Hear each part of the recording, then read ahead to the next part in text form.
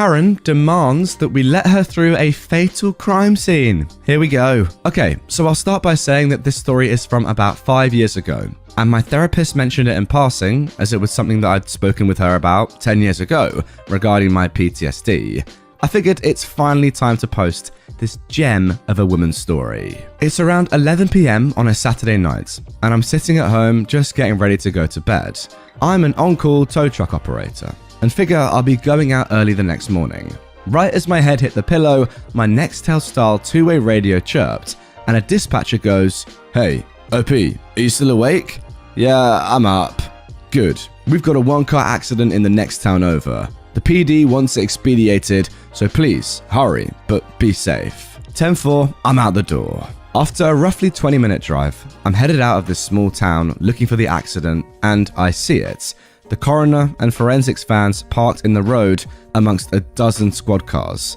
A typical one-car accident just has one officer sitting with it for paperwork reasons, with the tow operator. Obviously at this point, I know that things just got a lot darker than I'd originally been told. Sparing the gory details, what had happened was 6 kids between 17 and 20 had been in an SUV while driving drunk, and only the driver had his seatbelt on. The vehicle swerved off the road and the driver went to correct. However, 1, he overcorrected, and 2, the road on that side had about an 8-inch lip, which made it extremely rough of a transition to pull a vehicle back onto the road. As it came back on the road, the driver fishtailed, trying to correct back in the other direction, and again overcorrecting. This sent the vehicle rolling down the road in and out of the 4-foot drainage ditch next to it. All 5 passengers were ejected and died on the scene. One of the passengers was trapped under the SUV that came to a rest in the drainage ditch on its roof. The other passengers were strewn across the road with sheets over them. I set up my Peterbilt rollback at a 70-degree angle across this 2-lane road and start to work with forensics and the coroner to remove the vehicle from the ditch, as well as preserve as much evidence as possible. No sooner than I get this winch tight on my truck than I hear frantic beeping of a car horn. I turn around and directly behind me is a woman who looks to be in her early 40s, who is now just holding the horn down, letting it blare non-stop as she's yelling out of her window. I ignore her and turn around to go back to this delicate job I'm in the middle of, wondering how Karen had gotten past the police roadblock that was roughly a 1/3 mile up the road at the nearest intersection to obviously keep traffic out the area. As I'm slowly maneuvering this £8,000 vehicle from the roof onto its side, the honking stops. Maybe 8 seconds later, I then feel a hand grab my shoulder and attempt to spin me around. Now, I'm 6'3" and 280 pounds, so there's absolutely no way that this 40-something, 5'4"-ish, 160-pound woman is achieving this goal. I let out a sigh as I stopped winching on the vehicle and looked at the sky with my eyes, asking every god I can think of for the strength to not headbutt this female dog. I turn around and attempt to say, "Mom, the road is closed due to a fatal I don't care what you have to say. Just get out of my way. I'm late." I'm extremely annoyed now, and I talk over Karen's continued complaints. "Listen, you dog. 5 people just freaking died here, and there's absolutely no way anyone is driving down this road for hours. I suggest turning around and driving back through the police roadblock you somehow got around. Now." Karen then opened with that line that we've all heard 1,000 times. "Excuse me, I live right there." She points back behind her vehicle, "and I have to use this road to get to where I'm going. You will move your truck now, or I'm calling the police." By this time, the forensics crew has heard all the yelling, even over the loudness of my truck idled up and the PTO engaged, and have walked over. Forensics crew do not dress like police, especially in the middle of the night on weekends. They're dressed in plain clothes, but carry a badge on them, and they'll put on a hazmat style suit if needed. Now, none were needed on this scene, just gloves and such. "Which one of you is the manager?" said the Karen. "This man won't move his goddamn truck and let me through. I'm calling the police." Now at this point, she's actually holding the phone to the side of her head and talking to what we'd find later was 911. A forensic officer began, "Mom, I am the police, and I don't know." "I don't want to hear any more goddamn excuses. Move the freaking truck now." She actually clapped between each word. At this point, I was done. You dumb idiot. Do your 2 remaining brain cells constantly compete for 3rd place? The forensics officer actually was stifling a chuckle. Mom, if you don't get in your car and leave this crime scene now, you will be arrested. Just as the officer finished saying this, a squad car came screaming down the road from the same direction Karen came from and stopped behind her vehicle. The officer hopped out of his car, and the very first words he said were Karen's Miranda rights. Karen screamed, kicked, swore that everyone else should be arrested, and even tried to spit on me, which caused her to catch a tampering with evidence charge as we're on an active crime scene. By the time it was all done, her other charges were obstruction, assault on an officer, misuse of 911, interfering with an investigation. She took a deal that netted her 18 weekends in the county jail. However, I did tow her car as well. Monday morning, I met her husband, and he couldn't have been more embarrassed as he apologized over and over as he paid me and then inspected the vehicle and signed off that we didn't damage it. The impound cost roughly $600 as it was police initiated, after hours and storage. Charges were $150 for the impound, $50 for after hours, $52 a day storage, and $5 a mile each direction from our office. Our office was roughly 15 to 17 miles from there. Yeah, guys, so if you thought trying to steal a kid was bad, how about that? I mean, comment below, which one's worse?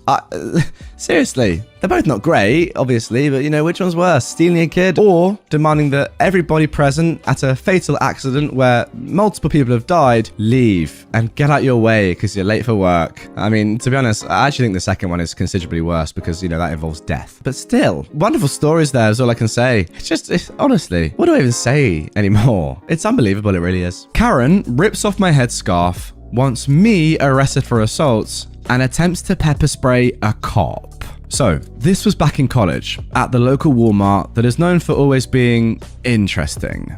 I have so many stories from this place. I swear, this Walmart is like a Karen beacon. Some relevant info. I'm pale, and at the time, I walked with a cane.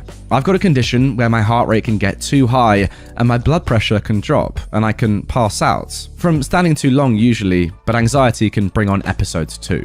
I wear a headscarf on holidays and special occasions.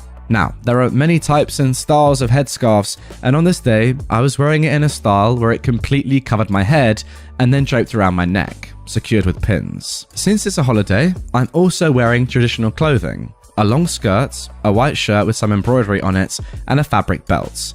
This also happened right after the 2016 election, and my college town went from 1 Nazi group to 3, literally overnight. They would come onto campus a lot to harass us. The racists were very emboldened at that time. This was maybe a few weeks after, where stuff had calmed down a bit, but was still pretty bad. I made the mistake of going to Walmart alone in traditional clothing. So I'm going around the Walmart, picking up a few things. My backpack is in the front of the cart, so I don't have extra weight on me. I'm standing at one of those islands, trying to find something, and I had to look up where it was on my phone. Then, out of nowhere, my headscarf is ripped off of my head as someone behind me yells, "Terrorist female dog!" Luckily, the scarf only had the end around my neck, so it pulled on my neck but didn't full on choke me. Still, this definitely activated my fight or flight response. The woman, Karen, then starts screaming as I turn around. Apparently, one of the pins used to secure my scarf had stuck her when she ripped it off. She is screaming that I'm a terrorist, that I assaulted her, she wants the manager and the police called, etc. This couple had been down the aisle and saw it happen and ran over. The woman kind of threw her sweatshirt on my head and got between me and Karen. I was panicking at first, but I realized that she was trying to help cover my head, and the man with her had also gotten between us and started yelling at the Karen. The man grabbed my scarf back and handed it to his partner, who handed it to me. And she took her sweatshirt and held it up around my head to sort of block people's view of my head while I tried to get my scarf back on. The Karen is still screaming that she wants the police to arrest me for being a terrorist, for assaulting her, and how dare she? She is digging through her purse to find pepper spray because she wants to spray me and the man. I honestly didn't even wrap my scarf properly. I just wanted to get out of there as fast as possible. A nearby employee had come out of an aisle to see what was happening and ran off to get the manager, I'm assuming. The nice man is yelling back at the Karen and had confiscated the pepper spray from her.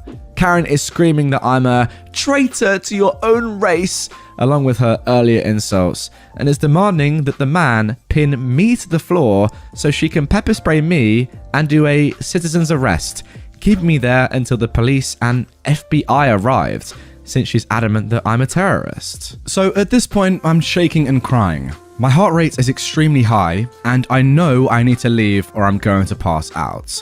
The woman asked if I wanted to leave. I nodded.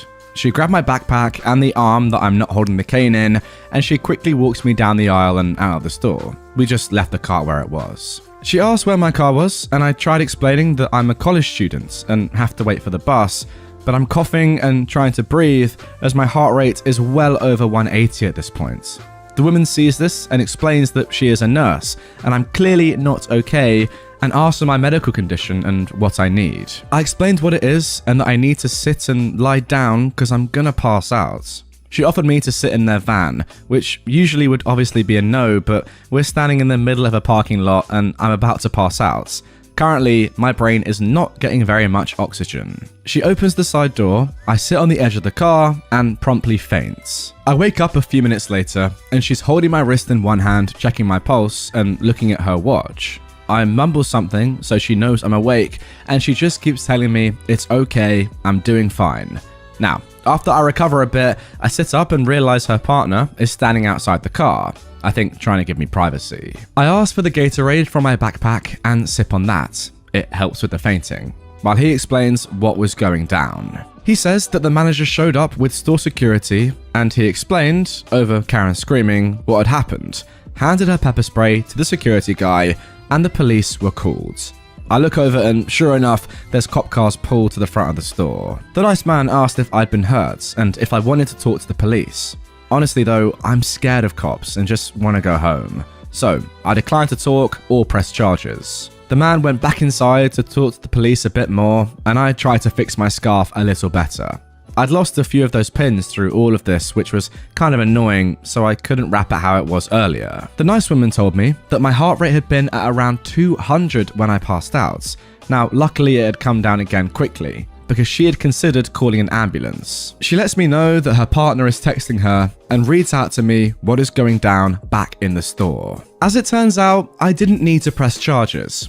Karen was so infuriated that the nice man would help her terrorist female dog to get away that she got a bit aggressive. She was yelling at the manager, security, and the police officers when the man came back in. When she saw him, she ripped out her pepper spray. Apparently, they were dumb enough to give it back to her, and started screaming at the nice man. The cop, as a result, grabbed her arm to stop her, and then she tried to pepper spray him. She then, of course, got taken down and cuffed. The nice woman is positively gleeful as she tells me about the Karen getting tackled. Apparently, then Karen started screaming about suing the cops, getting the FBI involved, the classic Karen stuff. Now, I didn't get to see her getting taken off to jail, sadly. My bus pulled up and the woman helped me over to it.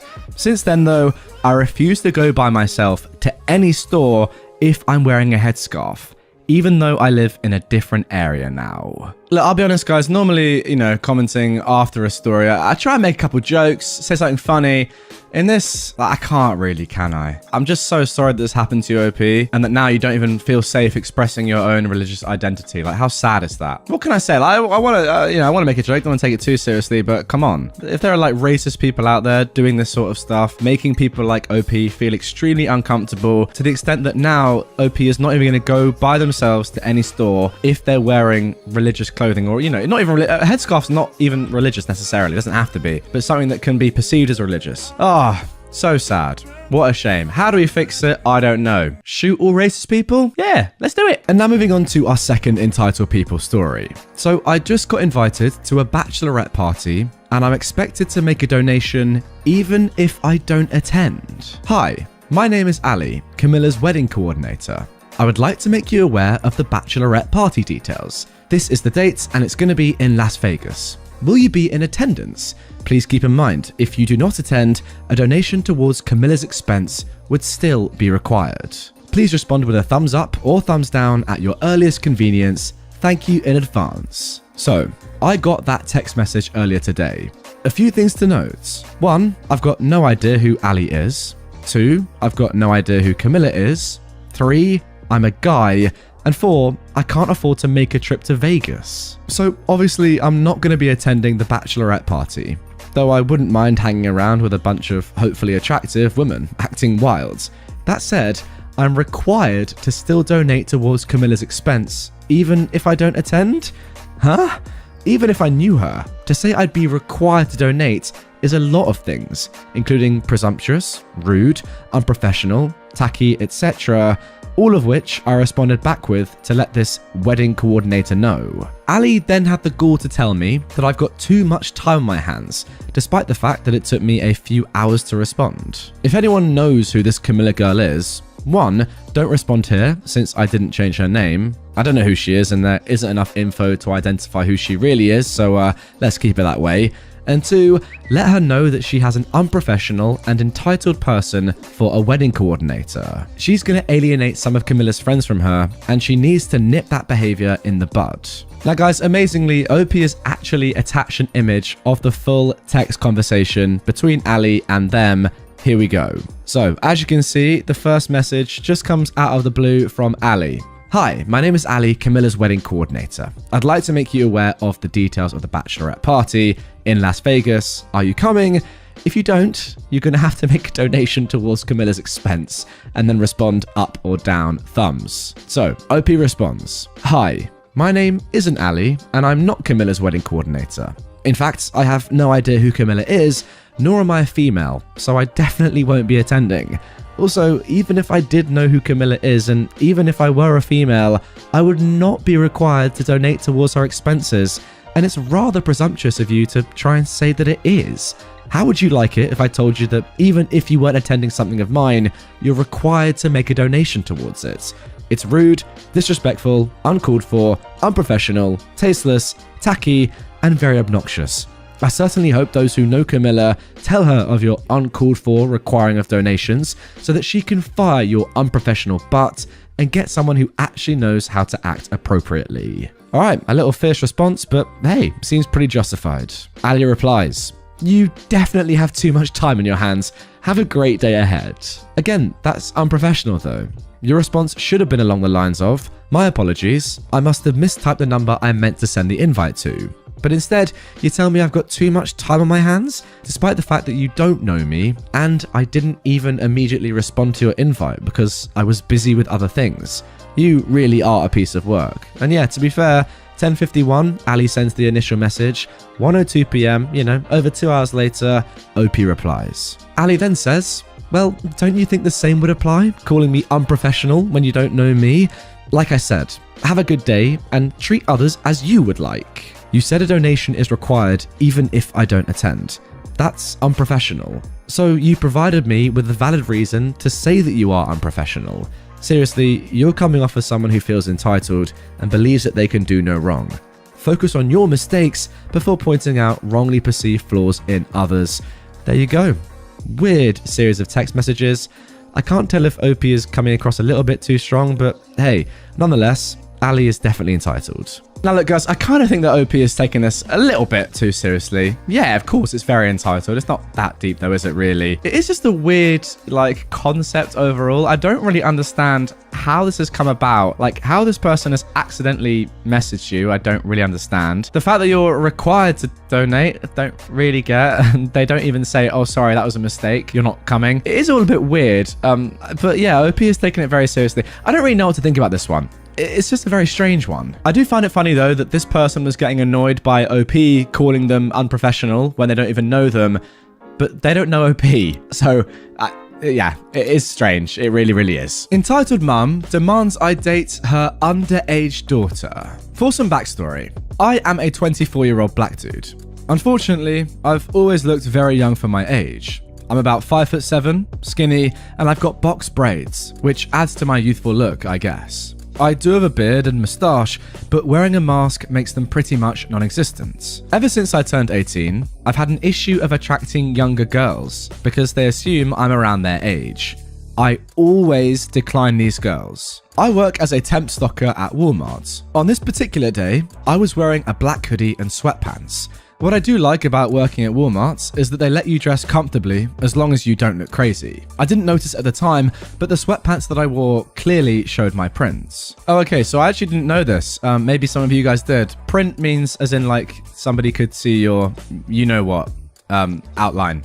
Crazy. So, I was minding my business, doing the usual work of cutting boxes and stocking shelves. There was some excess baking goods that I had to put on the top shelf, so I had to reach very high. I noticed someone in my peripheral to the right, and I didn't give it any thought. When I finished stocking the products, I look over and see a girl holding chocolate chips, staring directly at my crotch. My first thought was to tease her about it. My second thought was, she actually looks quite young. And then my third thought was, nope. She noticed that I caught her, and we locked eyes for like 3 seconds. She started to turn beet red from embarrassment and she didn't speak. I shrugged it off, turned around and walked away, going back to my work cards. I proceeded to see the girl like 4 more times throughout the grocery aisles. She'd turn red, put her head down and run away every time. It was funny and a bit adorable to me. The next time I see her, she was walking towards me with a lady who turned out to be her entitled mother.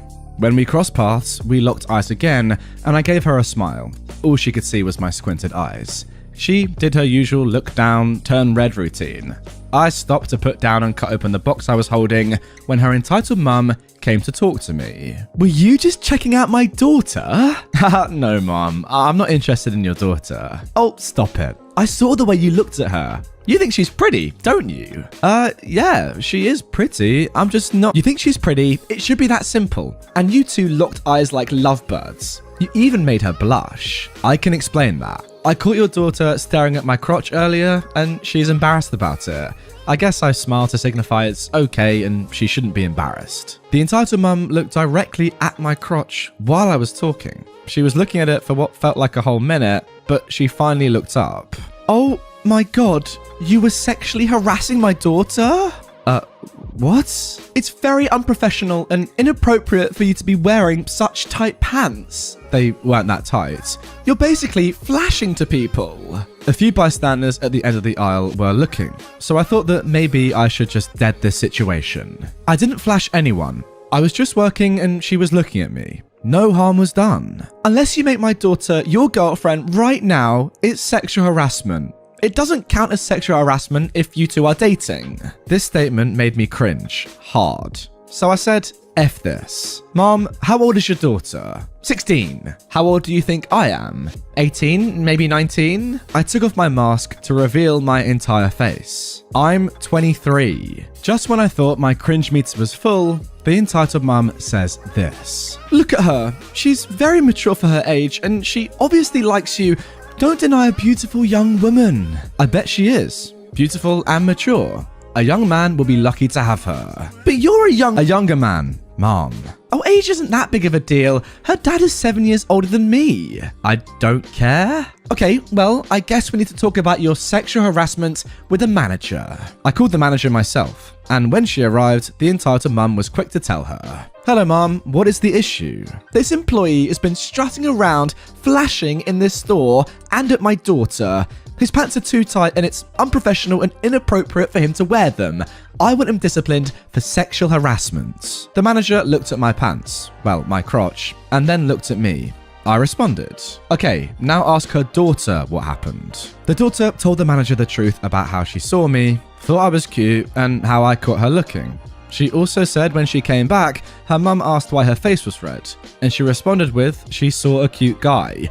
She admitted there was no sexual harassment. Her entitled mum was silent. My manager asked her if she still wanted me to be disciplined. The entitled mum said no, and we went our separate ways. The manager, though, did say to me that I can't wear those sweatpants to work ever again. I mean, look, guys, quite a lot is weird about this story. At first, you know, quite innocent, quite cute. It's all right. Everyone's happy with it. The mum even, you know, saying, oh, I'll date my daughter. Yeah, it's a bit weird, but you know, some mums are like that. Not too abnormal. Now, it gets a bit weird when the guy reveals that he's 23 and the mum is still like, yeah, no, date my 16-year-old daughter. Yes, it's a 7-year age gap, and I get that you have that with your husband now, but that's like literally the guy is, 50% older than your daughter. It's weird. 16 to 23. That's ridiculous. Come on. And you still want that? Dodgy. And also, I know that she was accusing you of sexual harassment, but surely she was actually like semi-sexually harassing you, trying to force you to date her daughter and also looking at your crotch. Like, it's a bit weird, isn't it? I don't know. What do you reckon? Pressured by a customer to date somebody. Bit weird. Now moving on to our next entitled parent story. Brother committed fraud. Entitled stepmom tried to yell at me for it. Some background first. My half-brother is a drug addict and has stolen from pretty much everyone in the family. My dad and stepmom were separated and living in different states, and my brother lived with dad. I live in a different state. My dad is a holy roller, so most of my family is super conservative. I'm not at all conservative. Since my brother can't hold down a job, I paid for his cell phone so we have a way to contact him. Otherwise, he'd disappear and nobody would hear from him for months at a time. He asked me if I could add his girlfriend to my plan. I said fine, but they need to buy their own phones. I started the process. They were supposed to buy the phones and have them activated. I got a call from my brother saying they can't activate the phone. I tell him to have the store call me. He said they can't. I call my provider and they said he shouldn't have a problem activating. I call him back and tell him that, and this goes on for 2 full days. He keeps trying to get me to add him as an authorized user. He must have called me dozens of times. I finally got sick of the calls and called my phone company, telling them to add him as an authorized user, only to activate the phone, and then to immediately remove him. I specifically said that he is not allowed to make any purchases. She assured me that this would be done. A few weeks later, and I look at my phone bill. They charged 2 brand new iPhones, extra chargers, charging pads, cases, screen protectors, all on my bill. I call the phone company. They said he was added, so there's nothing they can do. I call my brother, and he laughed. I told him to take all of that rubbish back right away, but he said no. We argued. He got annoyed and said now I'm not paying it back at all, and that he hopes it tanks my credits. I told him, go screw yourself in the butt with a spiked, can't say that, and hung up. 5 minutes later, my stepmom calls me up and said I need to apologize to my brother for what I said. I just laughed and said I'll apologize when he takes the phone back. She said he's not going to. He deserves it because of what I said. I'm a horrible sister, yada yada yada. She called me every name in the book. I told her I'd be pressing charges for fraud and that she can go and screw herself in the butt with a spiked you-know-what too. I called my phone company and raised hell. Luckily, they took notes, and somebody saw the part about no purchases, so they reversed the charges for that. They immediately disconnected the lines and flagged the phones as stolen so they can't be used. My dad approached me about what I said, but he surprisingly was not mad. He said he didn't approve of the language, but he approved of the message. Sorry, what? Forgive me, but if somebody buys 2 iPhones and loads of other rubbish on my card, I'm gonna be pretty angry, and I think I'm well within my rights to start swearing at them. Is that just me? Like, come on, that's so expensive. I've got to say, OP, well done for actually getting this money back, because I imagine it would have been pretty hard because, yeah, you did actively authorize your brother to use your account. And after doing that, I imagine that most phone companies would have got, pretty technical and said, well, you did say you could do this, even about the charge, whatever, doesn't matter. You said he could do it. But hey, at least you got the money back. That's a good thing. But yeah, your brother, weird. And now moving on to our third story of this Entitled Parents episode. Late husband's estranged abusive parents are demanding access to my unborn son. I am a 30-year-old woman who lost my husband to cancer last year. We'd always wanted kids, so we had some of his sperm frozen for a later date. Sadly, he lost his battle and passed away. I'm now in a place where I feel capable, mentally, of taking care of a child myself. And it was a success. I'm expecting a little boy. My husband's parents somehow got wind of this and are constantly demanding that they be allowed in my son's life, as he will be the last part of their son. The thing is though, my husband had nothing to do with his parents. Growing up, they were emotionally abusive to him, and he got out of there as soon as he could. He hadn't spoken to them in 10 years, and when it became clear that things were taking a nosedive, he made sure I knew he didn't want them at the funeral. I don't think he'd want them in our son's life at all, either. So I'm trying to respect his wishes, but family and friends are telling me I should give them a chance. that perhaps they've changed, and how this could be a second chance for them. Perhaps it's cruel, but I don't want my son to be a guinea pig to trial run if they're better or not. Is it a butthole move to not give them the chance to prove themselves and deny them contact with my son? My own parents have said how if the positions were reversed, it would break their hearts to be kept from my child. They've suggested supervised visits, but I'm against even that. I'm feeling under so much stress about this as they're constantly messaging my social media, and I've had to block them. They've even been coming to my home to try and convince me. Wow, this one is actually so tough. Obviously, there's no right or wrong answer here. It just all comes down to your own perception.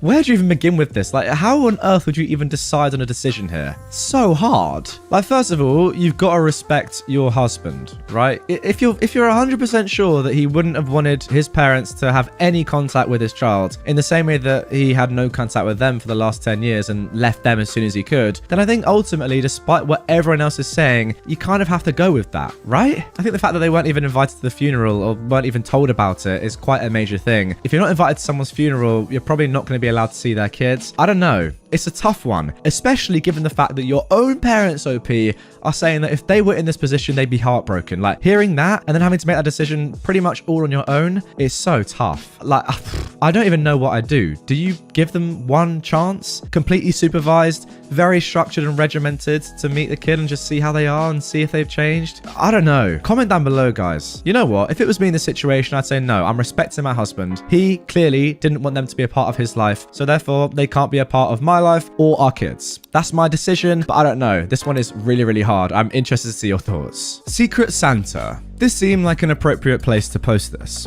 Signed up for Reddit gifts again this year. Spent weeks trying to find a gift for my giftee. I wanted to get something that they listed in their interests, and they had a lot of interests. Narrowed it down to over 100 different gifts, but I couldn't narrow it down anymore, so I opted to send them a gift card instead. Their response was, "Wow, I was expecting a more expensive and thoughtful gift." Okay, first of all, a little bit of context about what Reddit Gifts is. Think about it pretty much as the Reddit version of Secret Santa, but with literally hundreds of thousands of internet strangers taking part. So, Reddit Gifts is a giant online gift exchange that started connecting internet stranger friends around the world with one another in 2009. And last year, nearly 200,000 people participated. That's 200,000 internet strangers from 141 different countries, all putting their faith in one another and sending gifts around the world. Pretty awesome, right? I think so. Participating really is quite easy. It takes a few minutes to sign up, create a profile, then you wait until matching day. Reddit runs a big program that matches each person to someone else in a giant daisy chain. You get that person's username, and you can stalk that person in a friendly way to find a gift that they're gonna love and then mail it off to them. And of course, somebody else will be doing the same for you anonymously. When you get it, you post your photos of the awesome gift on Reddit, and everyone celebrates together. Pretty much, this is a very wholesome event. It relies on people, having integrity, actually going out there, getting a gift, and mailing it off. If nobody does that, the whole thing falls apart.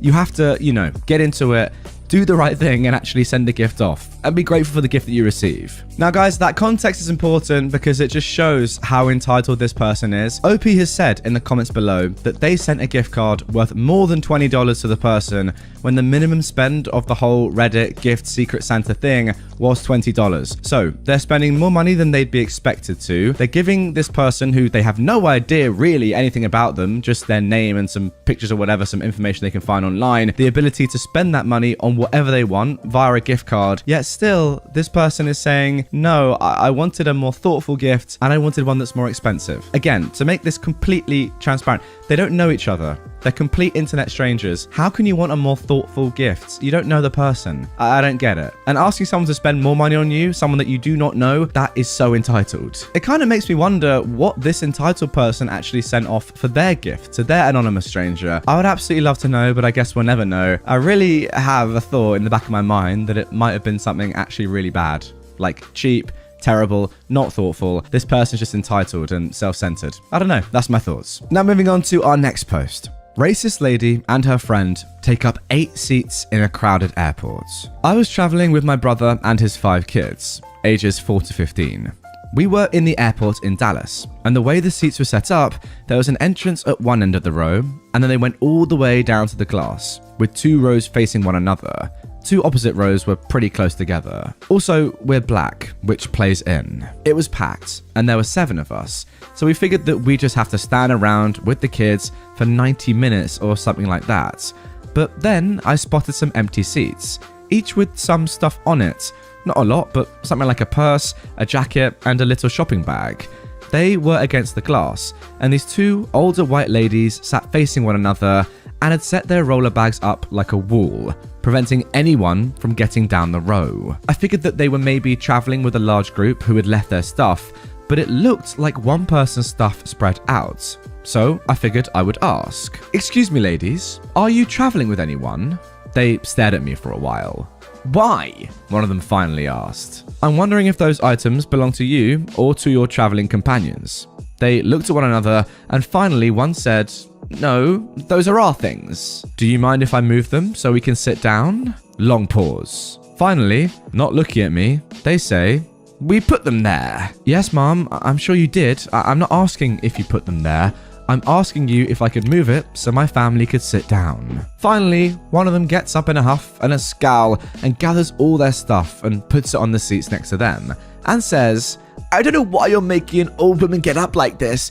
You think I've got energy for this?" "I told you I would move it for you." Then she immediately snapped, I don't need you touching my things." "Excuse me, Mom? You don't need a what touching your things?" "I said I don't need you touching my things." "No, you said you don't need a something touching your things. What don't you need?" "You." Still not looking at me. I paused and then said, "Did you mean you don't need a n? At this point, she wasn't responding. I counted out the seats, and the kids all sat down with their bags on the floor. It was still my brother and me, and they had 2 seats with their stuff. "I'll need that one too," I said, as I pointed to her seats. More huffing, but no more smack from her. I sat my big black self down right next to hers and put my bag on the floor. They sat in silence until our flight was called. Wow, you handled that like an absolute legend, OP. Although we didn't hear any explicit racism, it's pretty clear from this account that these women were about to say something extremely racist, and maybe had racist thoughts throughout in terms of why they wouldn't give OP and her family the seats that they were not using, but just, taking up selfishly. Calling them out though, like that, or just being obvious with it and saying, "You know what, no, say what you were gonna say. Say it and listen to how ridiculous it is." Amazing. The fact that they had nothing to say just spoke 1,000 words. Obviously racist, obviously disgusting, obviously get out of the airport. That's what I say. Now moving on to our 3rd post. Entitled Mum tells me my 14-year-old sister was asking to be harassed. Gets roundly embarrassed. So, I am 16, almost 17, and my sister is 14. We were raised by a single dad who is ex-military and firmly believes if someone starts a fight with you, then you should end it. I attend a pretty swanky boarding school in the UK, and there's plenty of entitled mums and entitled kids running around. But they're the sort of rich and don't realise they're a bit dense sort of people. I'm going to have to try and work out which boarding school this is. Wish me luck. Me and my sister are in separate boarding houses, but see each other most days. I love my sister and often feel the need to stick up for her. In the boarding house next to mine, there is an entitled kid who is 17 and is a very unpleasant young lad. He's not particularly bright as a student, but he's in the first team for rugby and is generally quite athletic. He's been known to be a bully for a while now, but he also seems to have a darker side, and many girls have accused him of making creepy comments and openly threatening them. Around the start of October, our drama class began to do casting for High School Musical. Now my sister is absolutely obsessed with it for some reason. So me being the good brother and one of the favourite drama students, I literally take it as a scholarship, I managed to get her a role as a backup dancer, and she was really happy. The entitled kid also decided that he wanted a foray into drama and was also cast as a backup dancer, since his acting and singing were questionable at best. This means he was working closely with my sister and the other dancers most of the time. No problem, right? Wrong. My sister tells me in the first 2 days that he was already getting creepy with her and some of the other girls. More concerningly, younger backup dancers. I talked with my girlfriend about it and decided the next day I'd have a polite word with him. I'm slightly autistic, so I sometimes need guidance on how to handle things like this. The next day, I went into the drama room and I clearly heard him say something which I will not repeat here to my sister and another girl. I walked up to him, already not in a fantastic mood, and said something along the lines of, "Don't you dare say that to my sister or any of the girls here. You understand?" Now this idiot replies, "Deadass or what?" This next part I clearly didn't think through properly, but I said, "Well, I could either knock your lights out or get you kicked out of the play and the rugby team with what I've heard you say." Now, I'm about 6 foot, 135 pounds, and I'm by no means weak, but this guy is easily 6'3", 170 to 190 pounds. But nevertheless, he grunts some agreement and buggers off. I thought nothing of it, and the play went off without a hitch. Cut to 3 weeks ago, and at 9 p.m, when our homework time ends, I decided to go out with my girlfriend to celebrate 8 months. And I'm so glad I did. We're walking behind the main school building when we heard someone clearly in distress. My girlfriend immediately went to find a teacher, and I ran over to see what was going on, since at first I thought somebody had tripped or something. I find the entitled kid has backed my sister into a corner and is threatening her, shouting obscenities, standing in a very predatory stance. She's lying on the floor with a noticeable bruise on her face and sort of shouting in anger and pain. I immediately sort of grabbed the kid and started throwing punches. My only goal was to get this monster away from my sister. Now, despite him having size and most definitely strength on me, I quickly realized every time he hit me, it didn't hurt so bad. But when I hit him, he felt it more than I did. I attribute this to the fact that I've gotten beaten up my whole life. Mainly because people assume the autistic kid won't fight back, while this prancy little princess probably isn't used to being hit. Eventually, I got him in a headlock, which I did maybe hold for a bit too long, and when I let go, he didn't fight back. So I just got up and started kicking him. I'm not one of excessive violence, but something about this predator attacking my tiny, relatively defenseless sister had me seeing red. Yeah, mate, I'm not surprised. Of course, in a case of very bad timing, my girlfriend shows up with the teacher just as the entitled kid starts to get the poop kicked out of him by me. The teacher naturally separates us and gets us both sent to the head's office in the following morning. Fairly enough, seeing that the kid is badly beaten and that the teacher saw me kicking him, the head thought that I was the aggressor, which also makes relative sense, since the entitled kid's disciplinary record is for the most part clean, and mine has a few fights on it. The entitled kid's mum, the queen female dog with the Karen haircut, fake nails, and very fake tan skin, arrives and promptly starts to go absolutely bat poop on me for assaulting her baby boy. I once again did myself zero favors by bellowing back just as loud about what a POS her child is, all in front of the head. I couldn't care less either. As far as I'm concerned, the entitled kid was about to assault my sister, and this dog was defending him. At this point, I was beginning to think that I could be in big trouble. Fights aren't something my school appreciate, and I could maybe even face expulsion. That is, until my girlfriend and sister show up, having asked the head to hear their side of the story, claiming to have proof. It turns out that my sister, the clever one that she is, had started recording on her phone while it was in her pocket when the entitled kid approached her. I mean, what a genius. The video lasted 7 minutes roughly and was full of the entitled kid threatening to assault her, saying how she should fight back, etc., and it ended after the teacher showed up. At this point, the headmaster decides that our parents will meet with him about the entitled kid's behaviour and mine. My dad told me that the entitled mum basically called me a menace to society, along with saying that I should be kept away from the normal kids. Alright lady, I'm autistic, not psychotic. My dad, infuriated, said, well at least I didn't raise a paedophile. Amid their bickering, the head showed them the video, or better, a black screen and some audio. The entitled mum then tried justifying her son's words by saying, well, your daughter was asking for it, talking to my son like that. I'm surprised my father didn't cave her skull in for that remark. In the end, the kid was expelled, after some other girls also told the head some of the unsavory things that he'd said and done to them. His mother has also been permanently removed from school grounds. She was a careers advisor, apparently.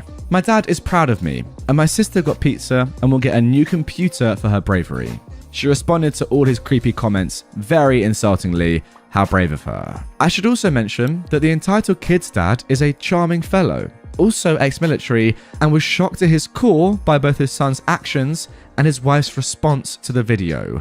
He has profusely apologized, both to me and my sister, and has also said to my dad how remorseful he is that he didn't raise his son right. I thought it fair to add this, just in case anyone thought that he was like the entitled mum. I just thought I'd share what was a very mad experience. Wow, and there we go. You know what, actually, yeah, fair play OP for talking about the dad there and explaining that he is not like his wife or their kid. It's actually quite impressive, the fact that he is, saying, openly admitting, I'm so sorry for what happened, and I'm so sorry that I didn't raise my son correctly. Pretty horrific story. I hate to even begin to imagine what might have happened if you and your girlfriend hadn't been there at that exact time. That is lucky beyond belief. But hey, maybe it was meant to happen. I don't know. Oh, your sister, fair play to her. It doesn't even sound like she's traumatized by the event. She was defending herself amazingly. The quick thinking to start recording on your phone at a moment of such terror is actually pure genius. And I've got to say, such a shame that people like this exist, but hey, at least he has been expelled. That is all we can say. Entitled mum thinks I have to give her child my skateboard. So this happened a few days ago. I like to skateboard, and recently I decided to get back at it and got a new board since it's been years since I've been out skateboarding. I went to the skate shop and got me a new board, and since I had a lot of time to spare and I was already outside, I thought I'd take advantage and go to the nearest skate park to test it out and have a bit of fun. Since I've been in lockdown with a lot of pent-up energy and stress, haven't we all? So I went to the skate park.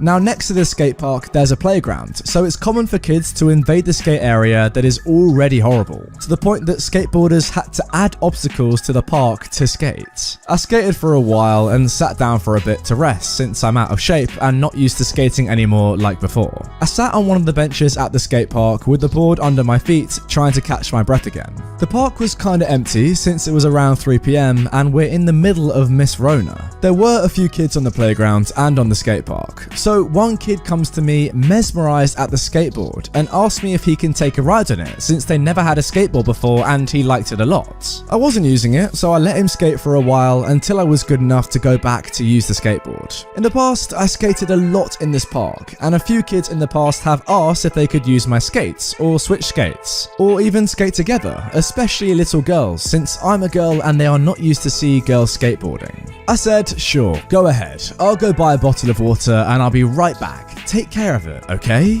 The kid said okay and started to skateboard. There's a bar kind of thing in front of the park, so I went there to buy a bottle of water and I kept my eye on the kid in the park. I went back and sat on the bench again. The kid came to me asking for help for some stuff, like pushing and going on some ramps. I didn't want him to get hurt, so I taught him how to push properly and to bend his knees when you skate up a ramp. He skated for a bit more until he gave it back to me and thanked me, and now here is where the problem begins. When the kid gives me back the skateboard, his entitled mum comes up to me and starts. So you were the one who gave my son the skateboard? Yeah, I lended it to him for a while since he asked politely. Well, if he was polite, why didn't you let him stay with it? I was confused, so I answered. I don't understand. Give my skateboard to him? Yeah, you weren't even using it, so you don't need it. I'm sorry, Mum, but I can't do that. I bought it for me to get some exercise, and I don't know you. Even if I did know you, the skateboard is mine. I can't give it to your son. She scoffed like she wasn't believing me. How dare you be such a brat? My son has never had a skateboard, and you saw how happy he was using it. You could buy him one. Skateboards for beginners are not that expensive, and it's a great investment. No, I want you to give him yours. Can't you stop being selfish? Just give it to him and buy another one for you. This was getting out of hand, so I stood up and kept talking politely to her. Mom, again, I'm sorry, I can't do that. I can recommend you a skate shop here with good prices though. But I couldn't even finish the phrase as she tried to get the skateboard from my hand, so I hugged the board to get out of her reach and told her to stop. Where are your parents? I want to talk to them and tell them you're not giving my son what's his. I'm 19 and have a baby face, but I work. I'm an artist and get all my money from commissions, and I was done with this woman. Mom, we are both adults. If I got this skateboard because I worked for it and paid for it with my own money, I'm not going to give it to your son. You can buy one for him if you want. I'm not a charity centre to give my things out to strangers. The woman tried to get my skateboard again, but this time I was so done and annoyed that I put it on the floor and skated out of the park. She kept yelling how I was selfish and was not giving her son my skateboard and how I stole from her son. I was tired and done. I left the park on my board so I could go fast enough so that the entitled mum wouldn't come after me. It's kind of a shame in this one. I feel like this entitled mum just ruined the entire experience for her kid. The kid seemed like super polite, you know? Came up to OP, asked politely if they could have a go on the skateboard, had a go, didn't break it, you know, asked for help even, and then when they were done just gave it back and they were done with it. Just very grateful for the opportunity. Whereas the entitled mum clearly just ruined that entire experience, as I said, and then said, oh yeah, you need to give it to my son now. I mean, why? No one ever thinks like that, come on. You know, part of me feels like you want to see should have just picked up your skateboard, cocked it back, and then smashed the entitled mum with it. Although that is probably a terrible idea and is obviously assault. So yeah, don't do that in the future. That's the kind of way that you may want to deal with an entitled parent at some point in your head.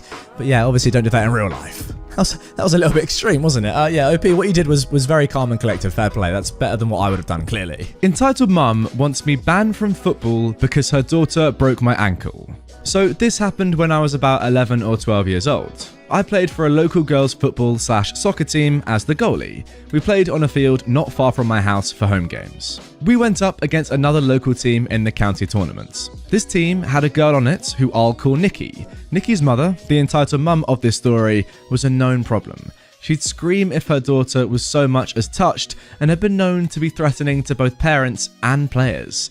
Nikki, on the other hand, was lovely, and we actually knew each other from school. There was a friendly sort of rivalry between us. About halfway through the first half, Nikki came at goal, and we ended up both going for the ball at the same time. Her foot connected hard with my ankle, and I immediately knew it was broken. Nikki had apparently heard the break and helped me to the ground, yelling for help. When I looked down, my foot was at a very strange angle. Both coaches helped me off the pitch. Nikki beside me holding my hand, both of us crying. Other players were gathering round, but the coaches told them to step back and give me some space. My parents appeared and sat with me while my team's coach called for an ambulance. At this point, the entitled mum appears. I hear her before I see her. "What's going on? Nikki, get back on the fields!" Nikki replied, "Mum, I broke OP's ankle. I want to stay with her. I'll be red carded anyway." For those of you who don't know, usually if there's a foul, you get a yellow card, and 2 yellow cards cause you to be red carded and sent off.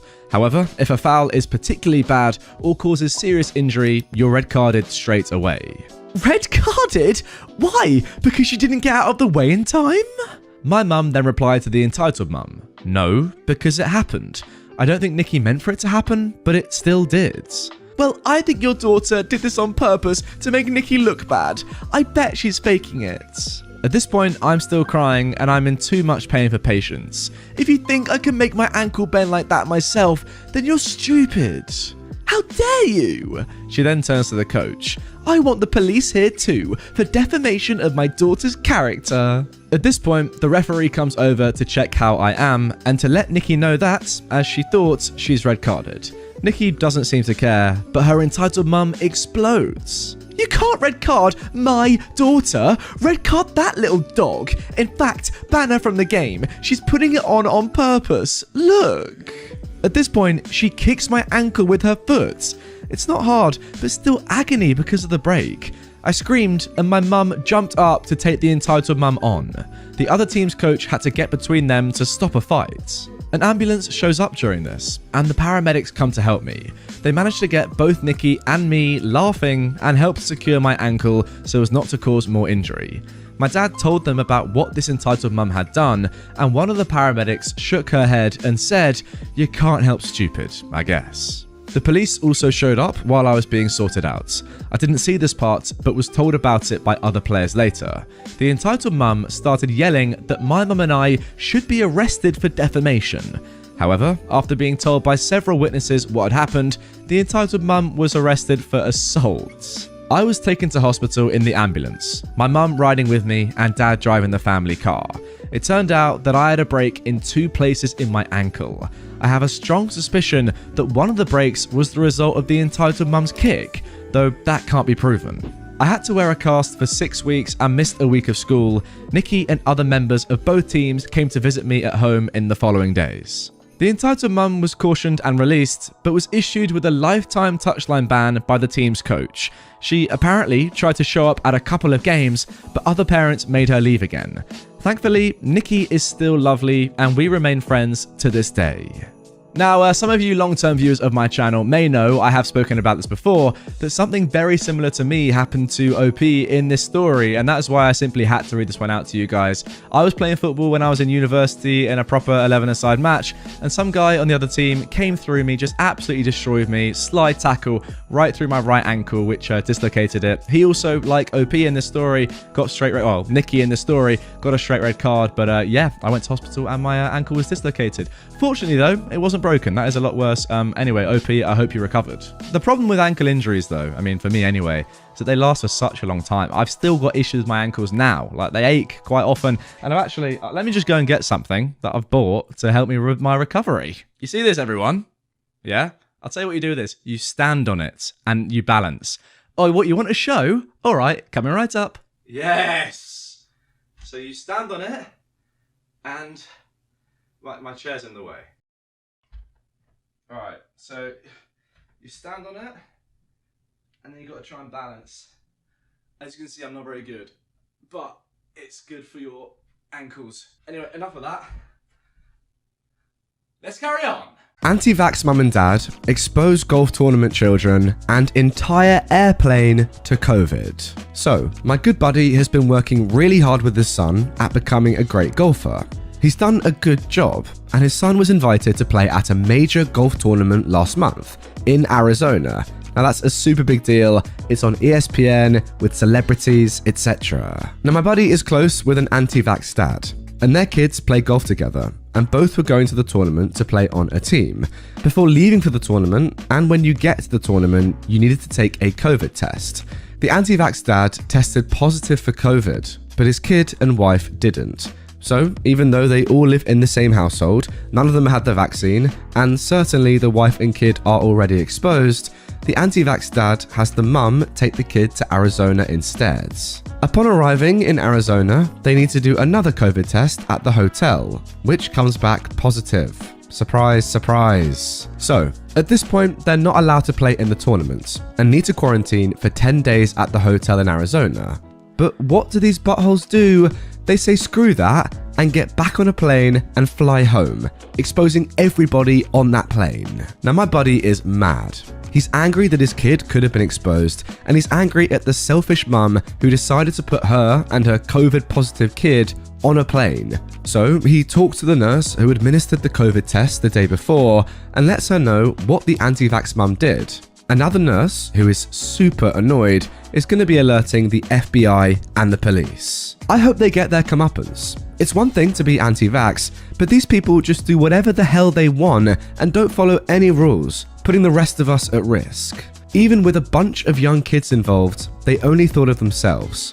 Bunch of selfish buttholes. Right then, Americans watching this video, I need your help because I don't know the rules and laws in America surrounding breaching COVID rules and regulations. I know them in the UK, and I know that if you did this sort of thing in the UK, yeah, that's illegal. You'd be going to prison, most likely. I'll be completely honest, like putting that many people in danger, I think you'd be going to prison. But comment down below, Americans, what happens in this situation? What do you think is going to happen as a result of this nurse reporting this family? I want to know. Okay, look, maybe you wouldn't go to prison, but you would definitely get like massive fines, community service, etc. in the UK, that is. In America, I just don't know. Sometimes you're harsher than we are. So hopefully these guys go to prison. I doubt it, but yeah, comment down below what do you reckon is going to happen in this one. Entitled mum wants my child discounts at the ski hill where I work. I am so lucky that I get to work a dream part-time job teaching little kids how to ski. It's the cutest thing I've ever seen, and I love seeing them smile the first time I take them up the bunny hill at the end of a lesson. Seriously, if you can get this job, get it. I also happen to get a very good employee discount, which is nice because after a full day, 6-ish lessons, I'm exhausted. Kids are fun, but I'm tall, so holding them upright while walking backwards in the nutcase tilts my expert boots have does a number on my back. I like to reward myself with a chocolate bar, a hot dog, and a pop after a full day of work, using the aforementioned amazing discounts while I wait for my mum to come and pick me up. It had been a nice, warmish day, like -10 to -5 degrees Celsius and sunny all day long. So I had a full day of lessons with hyperactive youngsters. It was so busy that I hadn't bothered taking anyone up to the top of the hill, as even in my first lesson, the instructor fast lane was a bit too long, and it just got worse as the day went on. Also, the kids after my first lesson were very young, and some of them had never skied before, so I wasn't holding them back from anything. Just trying to get across how insanely busy it was. I think everyone on a 100-kilometer radius was on the hill and booking last-minute lessons. Needless to say, the cafeteria was just as packed. I was still standing in line for my hot dog when I got my mum's text saying she was parking. I should preface this by saying there were more instructors this year than there were coats for the instructors, so I was borrowing one from one of the managers on vacation, leading to a complete confusion among parents because there was a name tag on it that obviously wasn't my name, and I had to turn it in after my last lesson every day, meaning I was wearing my yellow striped jacket that I think is actually a child's extra large because of how short it is. But it was secondhand, is an expensive brand, and fits, so who cares? I finally get to the checkout and grab my chocolate bar as I hand the cashier my employee badge, which looks very similar to a seasonal pass, so that she can apply my discounts. I should also mention that the cafeteria area is small, so we were packed like sardines. But it wasn't so near the cashiers, so I'm not sure why this lady was standing close enough to me to read the discount on the bill I was handed. I'm paranoid and always check it before leaving. Big mistake. This woman shoves her kid upright into me and hands her her card, saying, "You pay," then turns to the cashier and says, "We want the child discount," in a sickly sweet voice. I'm confused. The cashier is confused. The other instructors in front of me are confused. We are a ski hill known for our ski school. It would go out of business if there was a child discount. The cashier finally says, "We don't have a child discount." "Yes, you do," the lady says, shoving her terrified kid, my guess is 9 years old, towards the counter. She then points at me. "She got the child discount." "I'm sorry, Mom, but she works here." "No, she doesn't." The lady points to the other instructors. "They do. This child is not even old enough to work here." I kind of nod and shrug and eat my hot dog. This isn't my problem, at least I didn't think so, and I wasn't quite ready to leave yet, as I needed some hands to get my skis into our car. I then go and stand by a wall, because there was no sitting space left, as the cashier brought up the total. "Where's the discount?" the lady said. "I told you, there is no discount," the cashier said calmly. The lady then waved her arms like a mad person, pointing at me, stuffing my face. "She got one. My daughter should get one too. She works here again." "No, she does not." I finally get annoyed with this and tell her that I do, in fact, work here as an instructor. "No, you do not. You are too young to work here, and anyone can see that you are lying. You're not wearing an instructor's coat." "Yeah, because I clocked out." "See, you aren't working. I want the child discounts." "There is no child discounts." "Then what discount did she get?" She points an accusatory finger at me. The cashier is getting annoyed at this point. "The employee one." "But she said she isn't working." Wait, sorry, is this woman stupid? Just because an employee isn't on shift, surely they can still get the staff discount. What? At this point, the people behind her are pretty upset, and some are telling her to pay and move on. The lady starts pointing at my employee card that's hanging between my pop and chocolate and starts saying that it's just like her kid's pass. I'm now at the end of my wits and show her where it says employee on the card. She turns red, then demands that I give it to her for her child to use. I simply inform her that I'm not allowed to share it with anyone, and I leave. Before you ask, I've got no idea what happened next.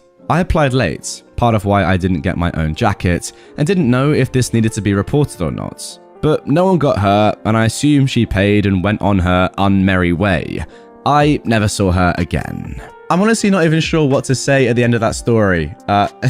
Really? Even after seeing the word employee on the card, she still tries to make up some weird excuse to validate her logic? Like, come on. I mean, really, she thinks that staff are only allowed to use staff discounts when they're on shift. You're what? That doesn't make any sense. If you're working, then you're not going to be buying things at the cafeteria, are you? Oh, so weird. EM tries taking my skateboard and my mate's BMX because her EK ran in front of us and we hit him. Yo Redditor and anyone else who's going to read this. I've been reading the EP stories for a while and never came across one myself, but oh boy I did the other day. Context: I am a 13-year-old living in Northern England, big up Bradford, but do not whatsoever fit the role of being a chav, like the stereotypes of up here. Although it says in the title that my mate and I ride and stuff, we don't ride Carreras and don't carry knives. We just want to get good at what we do.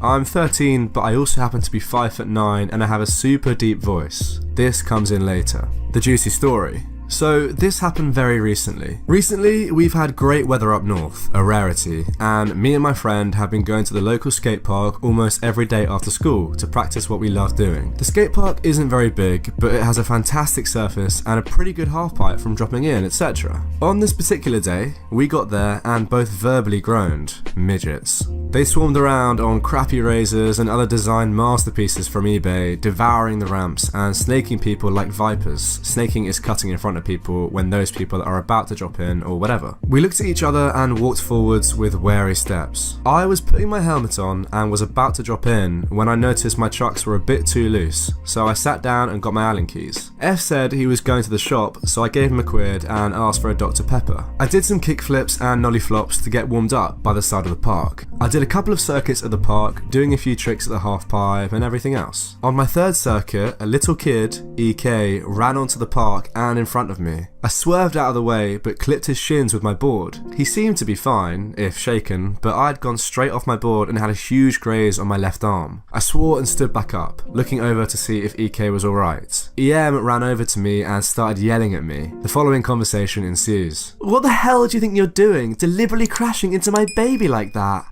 Your son literally ran in front of me when I was minding my own business, doing something that doesn't harm anyone if everyone is respectful and sensible. I was watching the entire time and you 100% definitely went into him on purpose. I pull out my phone. "I don't have time for this, Mom. I just want to skate, so sorry little guy," I said to EK. "I didn't mean to hit you, but for next time, try not to run over the big track here, cause it can get you hurt, yeah?" "My son did nothing wrong. Why are you verbally berating him when he was clearly in the right here?" I'm already tired of this conversation. "Okay, I'm in the wrong. I apologise for hitting your son and hope we can just go our separate ways and forget about this entire ordeal." She seemed to accept this and walked off. My friend came back at that point and laughed his head off, saying he'd been watching from a distance and that was the most hilarious thing he'd ever witnessed. I hit him and took my drink. We messed about for a couple of minutes, then got on with it. I don't mean to brag, but I can skate pretty well. I've been practicing a 720 gazelle flip and just doing basic lines on the half pipe and such. We were having a good time when the EM rocked up again, this time with a police officer. I continued skating, just trying to ignore the EM. When I got back to my friend, the officer waved me over and I complied, trying not to seem wary of what he was going to say. "This woman here tells me you have deliberately hit her child with your board and then tried to assault her. Can I hear your version of the story, please?" EM visually slouches and looks a heck of a lot grumpier than before. So basically, her kid ran in front of me and I swerved out of his way. I clipped him with my board and sent myself flying, grazing my arm. I show the officer my graze. Then this lady yells at me for assaulting her son and I try to keep the peace and give her kid some friendly advice on not running into a skate park. She then yells at me again for yelling at her kid, at which point I've had enough and tell her that I was totally in the wrong and I hope she can forgive me. I yell for my friend. My mate here can confirm this as he was watching. He confirms this is true and another couple of guys chip in and say that EM is the liar here. The officer gives her a warning for wasting police time and then wanders over to the ice cream van. After EM's sure he's gone, she whispers into EK's ear and then wanders past me and towards my stuff. EK then proceeds to run onto the park again. I grab him round the waist as there's a guy about to smack straight into him and pull him backwards. The EM has been watching this happen and then proceeds to yell, "Pedo! This kiddie fiddler just touched up my son! This man is touching my son! 20-year-old pedo!" The officer comes running and tackles me to the ground. I play rugby, so it's no biggie that I just got slammed to the ground, but still, it was a shock. What the F you done, female dog? Gotta keep it PG, thank you very much. I just saved your son from a broken arm and you're calling me a pedo? Plus, the fact that I'm 13 makes you effing mentally collapsed, doesn't it? And for all you Americans, clapped pretty much just means stupid. Everyone else in the park is looking at this lady like she's a complete and utter div, another English word. The officer then yells at the lady for disrupting the peace again and says that this is her final warning. At this point, she realizes she's messed up big time, so Speed walks off with EK. 2 minutes later, she was back, and whilst I was having a drink and watching my friend do stuff on the halfpipe, she took my £120 custom built board and ran. I yelled what the heck she was doing and sprinted after her, full on rugby tackling her to the floor and pinning her down. My friend sprinted over and took my board from her, whilst the officer sprinted over again and arrested her. Mom, you are hereby under arrest for attempted theft, disturbance of the peace, and some other things I can't remember, something like wasting an officer's time. I get up from pinning her down and dust myself off. You might think it stops here, but that's a no from me, dog. The fun never ends. I'm shaken at this point. My friend walks over to me and shows me my board. One of my most prized possessions had been damaged. I was adjusting my trucks when she nicked the board so everything was loosened. One of the trucks had bent from being slammed against concrete. I showed the officer and he added something about property damage to her charges. Her entitled kid then walks over and shoves me, sending me to the floor as I'm unprepared and out of breath. The officer grabs his arm and holds me in place. I don't know the results of what the EM got charged with and I'm too lazy to give updates, but yeah, this was my run-in with a Karen/EP. Well, thank you very much, Josbob, for your submission to my subreddit. That entitled mum is something else. Karen secretly films me jogging and shows video to my boss. I recently had an emergency appendectomy and recovery has been slow. I had to take time off from my own athletics, but worse, from coaching in the kids' sports program I'm involved with. The experience made me step back and realize I really built my whole identity around being active and healthy. So the hit my physical abilities took as a result of being sick and the healing process has made me feel lost. I've been working to regain the joy I used to experience from exercise, without going, oh, you used to be so much faster with that, or your techniques used to be so much stronger, or you don't fit in anymore, or whatever else, and just enjoy myself, regardless of the level I'm at. But ironically, the anxiety about not being able to do what I used to has made regaining those abilities difficult. It made me self-conscious about exercising in public spaces, but I was starting to finally get over it, as friends convinced me the source of the concerns were all in my head. There's no way to get back to it other than training, so despite the anxiety, I started running again, as soon as the doctors approved it. I went to the local track and just did a few slow laps each morning, building up speed every few days, and I've only just been authorized to add some sprints and bodyweight training into the mix. Occasionally, there were other people at the track, but I didn't really notice because I run with headphones on and try to zone out in these lighter sessions. But little did I know, my friends were actually wrong. It was not all in my head. I was being watched, and more than that, I was being judged. This was my absolute catastrophe level worst nightmare at this stage of building back my strength and speed. On Friday, I was setting up for practice at the kids program, and the head coach asked me into his office because a parent had a complaint. A parent I didn't know too well. Karen was there, and he said she had a specific complaint about me. The meeting almost didn't happen because of Karen's initial refusal to put on a mask, which is required in our facilities for now. But eventually, her desire to tell on me for whatever she thought she had me on overrode her freedoms to infect anyone. I was a bit nervous, as anyone is being called to meet with their boss over a complaint, but I figured it was a classic case of, my kid should start more, or I know my kid tried out as a midfielder, but I want him or her to switch to defense. That kind of rules don't apply to me thing. But instead, I sit down in the office and Karen is playing my boss a video of me running on the track that she filmed from afar. It's surrounded by stadium-style risers. I was horrified, both because no one is ever totally used to seeing themselves on video. Well, I'm getting there, but I completely agree. And because I was just embarrassed about how slow I was. But most importantly, because why was a virtual stranger, I'd met her personally maybe 4 times ever, filming me while I ran on my own at a private facility. She then went on to explain that her 8-year-old son, one of the players on my squad, was lapping me in the video and insisting the coaches need to hold themselves to higher athletic standards than the young players if they want to prepare them for college teams.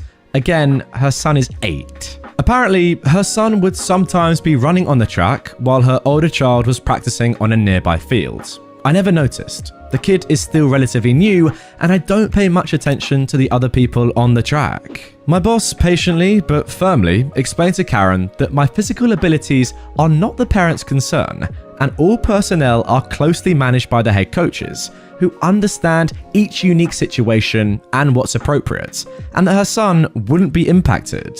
Karen then went on to say that my being out of shape was probably connected to why I've been taking so much time off lately.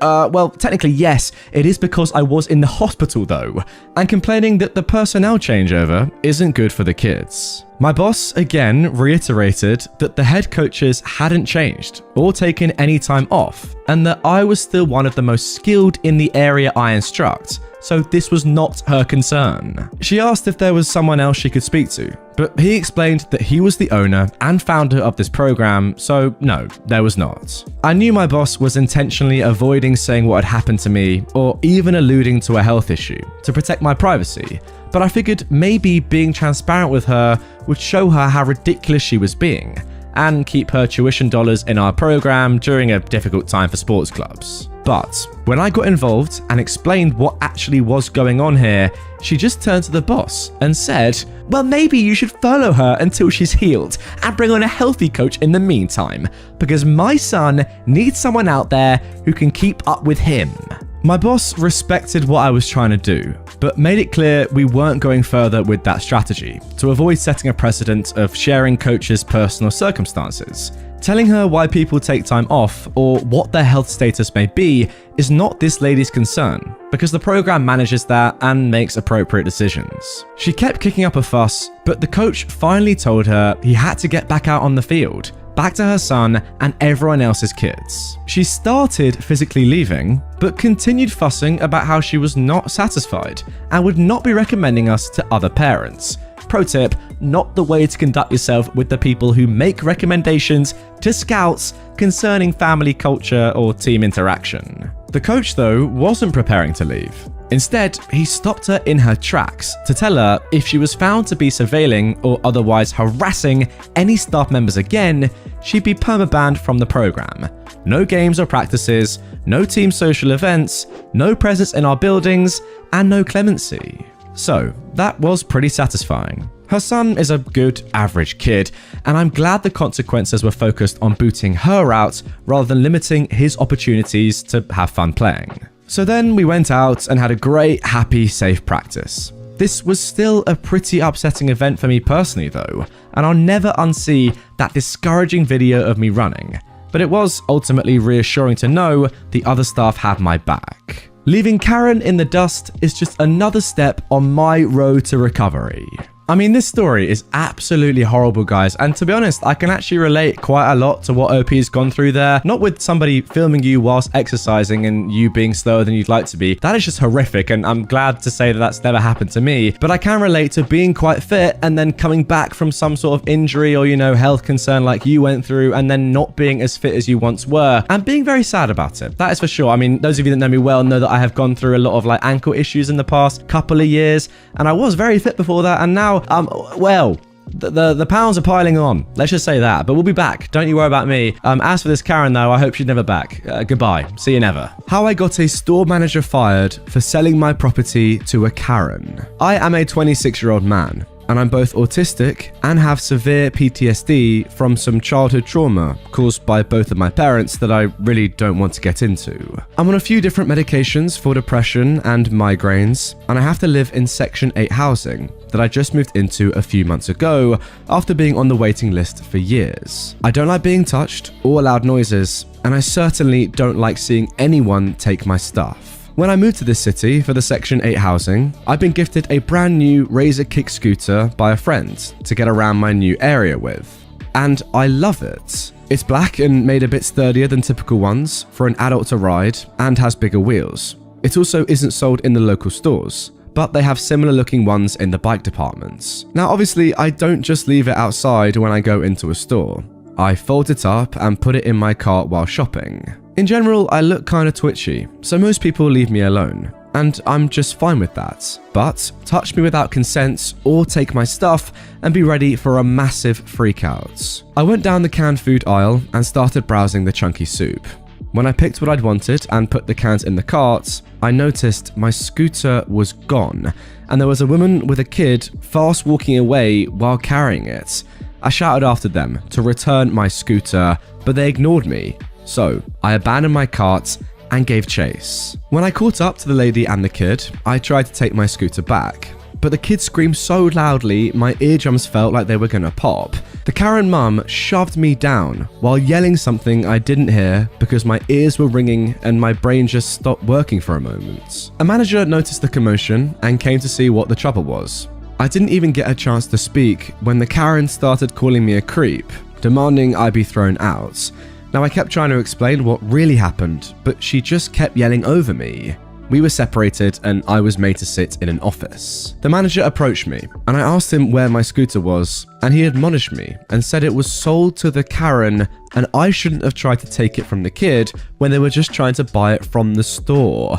Then he pointed out that he'd given the Karen a discount just because of the situation. I understandably freaked out and told him that the Karen had taken my scooter that I came into the store with, and it wasn't sold there. The manager just looked confused, and I nearly broke down.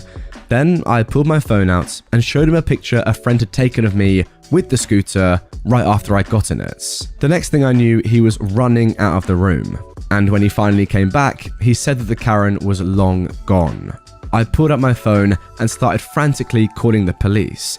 Now the manager actually tried to stop me by putting his hand over my phone, and I freaked out from him touching me. He backed off because I'd nearly kicked him and was panicking and saying he'd buy me another scooter from the store.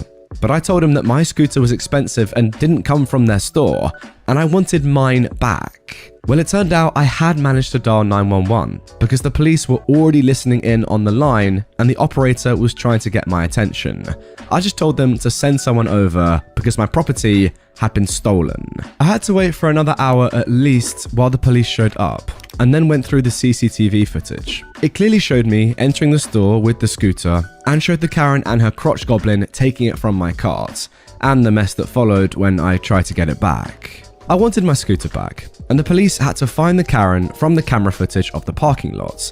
They found her address by running her plate number they got from that camera footage, and I got to ride in the back of a police car while we went to her apartment. The officer knocked on her door, and I didn't hear the situation because I was still sitting in the back of the car with the windows closed.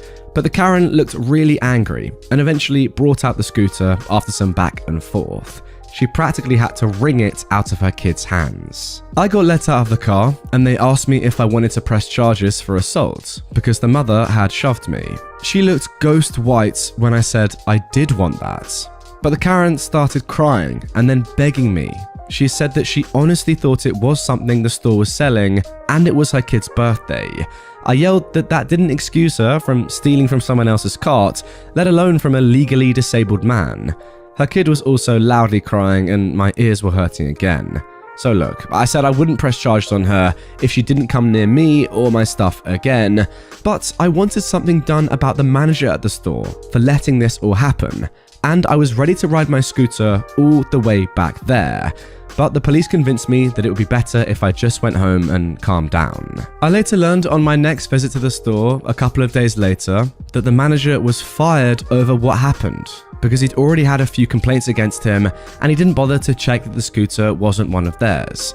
And the store actually gave the Karen and her kid a replacement Razor scooter that they had in stock because she had actually already paid for my one. However, she was also banned for 6 months from the store for shoving me and stealing the property that was in my cart. I was also given a $50 gift card for some free groceries, since I wasn't able to buy anything the day that mess happened. Now, every time I go into that store, a few of the employees know me by name, and one actually told a random kid to leave me alone when he asked about my scooter.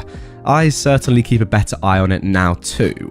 I've also since added a name tag on the underside with my full name on it, just in case this happens again. You know what, mate? Good on you for actually going after the person who really made a mistake in this story, because look, yeah, obviously it's not great stealing something from someone else's car in a grocery store or whatever in general, but that's not illegal. Yeah, I mean, it's not ideal, but look, the Karen nicked it, thought it was great for her son, paid for it, and genuinely believed it was hers because it was in your shopping cart, so that kind of makes sense. However, for the managers to actually say, no, that was part of our, stock, and no, we genuinely did sell that, and it's not yours, that's actually a bit mad. Because that's just not true, and clearly he's just not done the work or not doing his due diligence to actually find out whether that was something that his store sold or not. That's a lot worse in my opinion, and I think you agree with me, OP, and that's why you did what you did. So yeah, for me, going after the person that actually kind of screwed up in this story makes sense. He deserved to be fired, especially given this was not his first mistake. I mean, I'm just scanning over the story again. I completely forgot the manager actually tried to stop you from calling the police by physically touching your phone. That's a bit mad. The metric system doesn't care about your entitlements. So, this was a few years ago when me and my wife, both Mancunian, that means they're from Manchester in England, were doing a mini world tour as part of our honeymoon. We were in Iceland and had been really disappointed to find out that the Blue Lagoon is man-made and is basically just a large outdoor swimming pool of water runoff from the geothermal plant. So, after some light googling, we found a place about an hour-and-a-half drive from Reykjavik called the Secret Lagoon. The place is amazing and exactly what I expected from a natural hot spring. Basically a large pond pouring with steam, a river running next to it also pouring with steam, and then a load of smaller bubbling pools of water and mini geysers that would blast water into the air every 10 minutes or so. The place is on somebody's land and they've built a changing room and shower area and charge about £12 to get in. Between the pond and the river, there is a roped off area of small, deep pools that has a sign saying, "Warning, water is over 90 degrees, do not enter at your own risk," which is probably a bad translation of no entry, we accept no liability. Anyway, me and my wife were leaning against the side of the pond closest to this, and we notice a guy wander up, read the sign, then step over the rope. As he's walking up to one of these small pools, the lifeguard is running over and shouting, "Stop, stop! You can't go in there."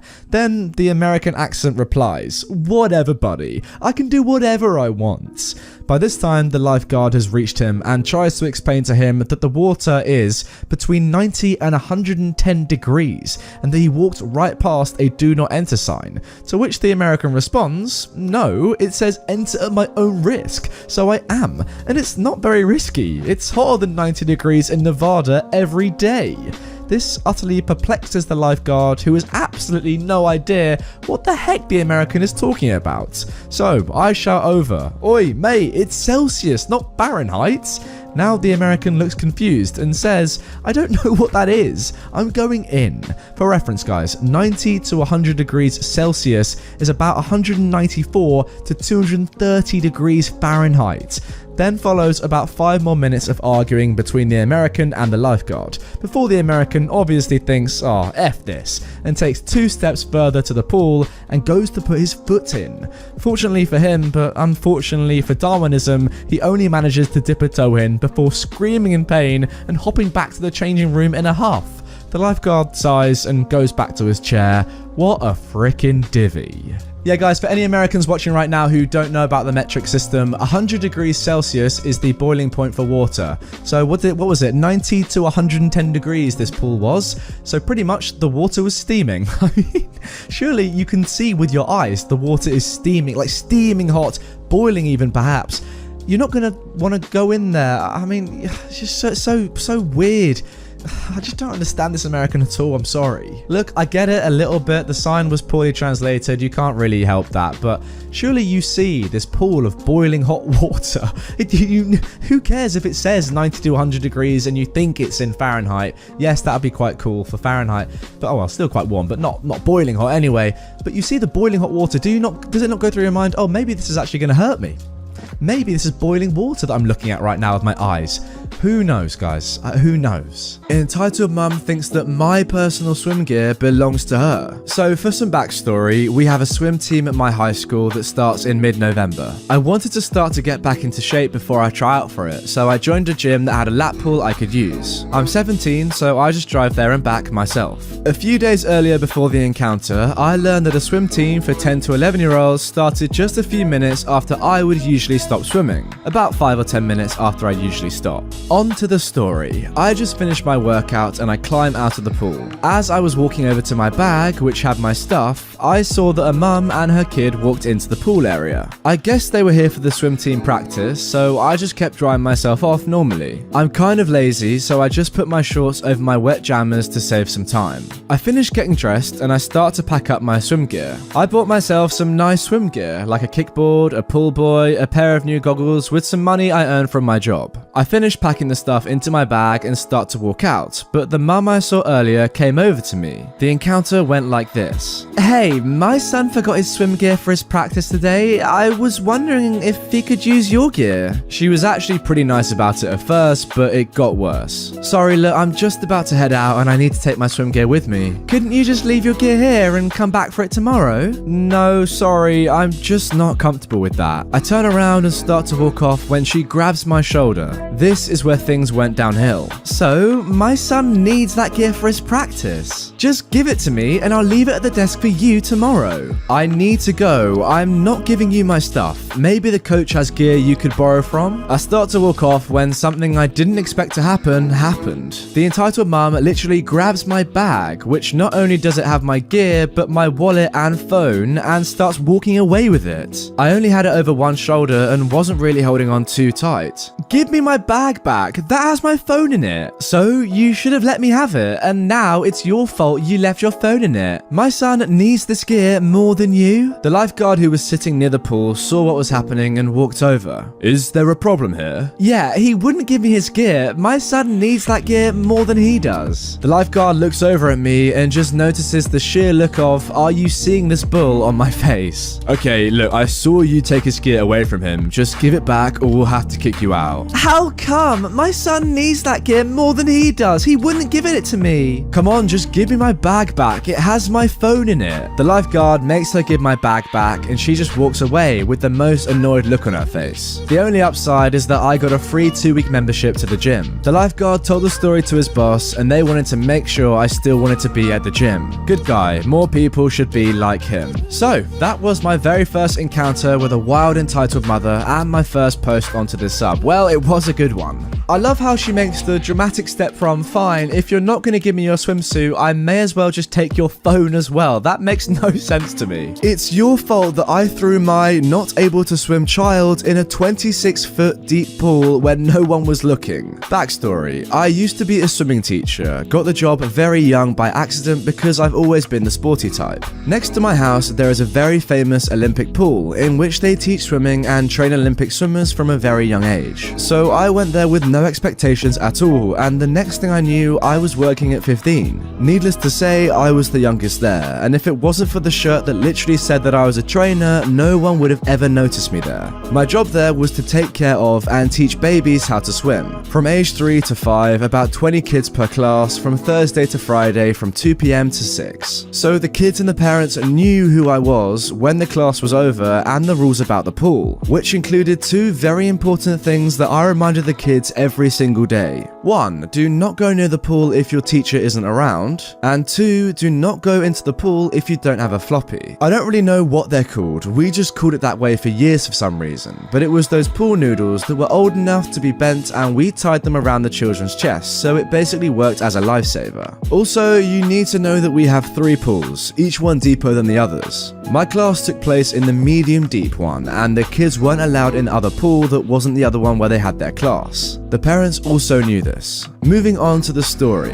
As a baby's teacher, or actually any kid below 12 years old teacher, we weren't allowed to leave the kids alone or send them away if their parents weren't there. This resulted in us waiting an extra 15 to 20 minutes for parents after our shift was done, which wasn't really that bad, and when we had to wait more than that, the parents had already called and we just changed our clothes, the kids' clothes, and waited with the kid outside. But in this story, this was not the case. I still had a 4-year-old boy under under my care. It was 40 minutes past my shift. We were both wet, cold, and tired because we couldn't sit anywhere. I ended up wrapping the boy in a towel another parent gave me because the kid was trembling so much, and I actually held the boy in my arms when he couldn't bear it anymore. I swear that kid was about to faint from the cold, and I was already mentally preparing my first aid skills and a no-shame barrier to run to the nearest hospital in my swimsuit. 50 minutes, an hour, it was getting darker and the cold air began to strike us. Finally, the mother appears. She doesn't even look at her child, doesn't even look at me. She says, "Let's go," and starts to walk away as I'm holding her barely alive son in my arms, not even looking back to see if he's following.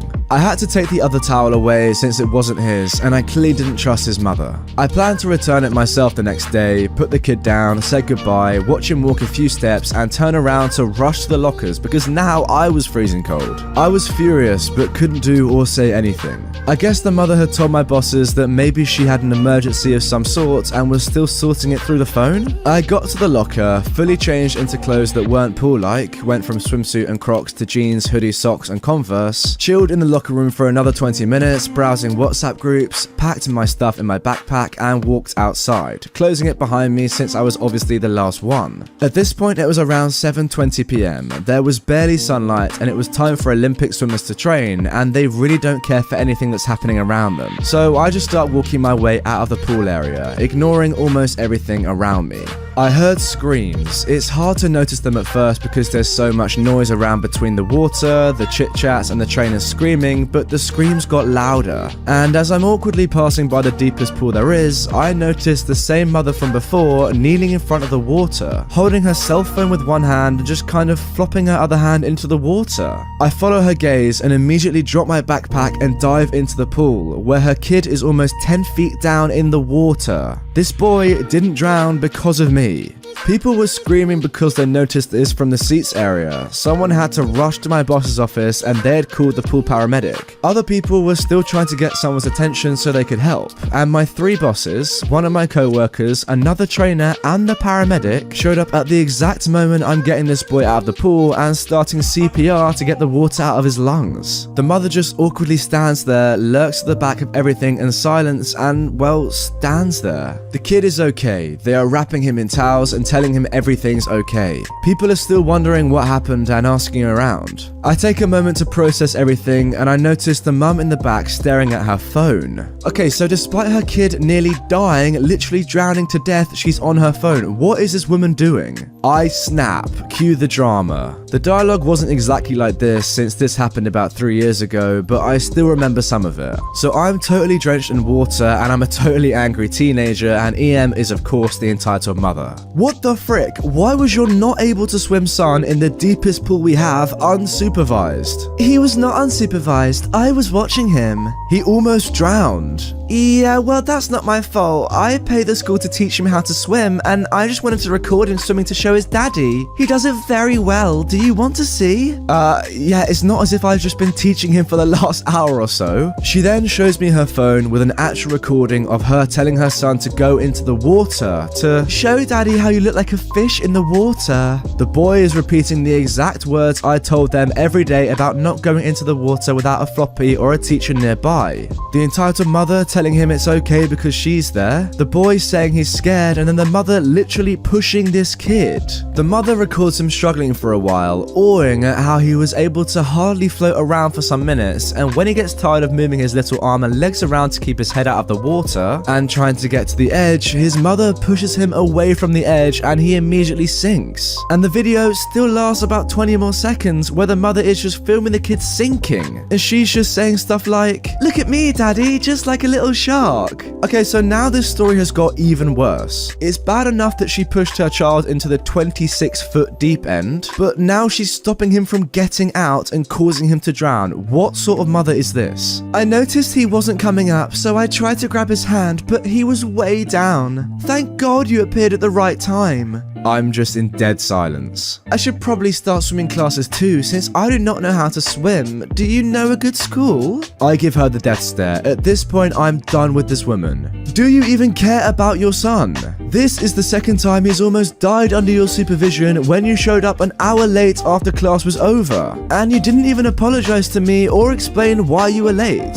I would really appreciate it if his dad came for him after class, because I swear I will never let this child go home with you. I paused to breathe and I realized something. Why did you even push him in the water? He's 4. You know he doesn't swim nor float, or at least you'd know that if you had a minimum interest in his life. What the F? What the F? What do you mean? You are way too young to talk to me that way, you little brat. My son is my problem and not yours. I don't owe you anything. You don't have the right or the power to prevent me from doing whatever I want with my son, and I couldn't jump in because I'd get my clothes wet. And I have to drive home. Also, I had my cell phone in my hands. I literally can't believe what I'm reading. At this point, I'm visibly soaked in water from head to toes in the clothes I'm supposed to walk home with. I mutter an F you and walk away. I don't know what happened next to the entitled mother. I approached the kid again to say goodbye and to check if he was alright. Grabbed my backpack, my boss jumped in to take care of the situation, and I started my 15-minute long walk back to my house. Although by the time I got home, I'm sure most of the water had evaporated from the way I was fuming. My boss filled me in the next day and said the mother was actually at the seat area by the time class was over, and she got distracted with her phone the whole hour it took her to notice class was over, and that she had to pick up the kid. Really, she was there the entire time. She had complained that I had screamed at her, and after finding out I was the actual swimming teacher, she demanded I got fired. I was not. I actually got a raise. Well deserved. She threatened to sue the school because they had babies taking care of babies. And when confronted with the rule book about her breaking the rules and that she would be in trouble, I'm not sure how law applies to that in my country, for being in the pool area out of hours and nearly drowning her son, she immediately erased the video, said we had no proof, screamed some more at my boss, and walked away dragging her son with her. The kid never showed up to class again. Years later, and I'm still salty about this whole situation.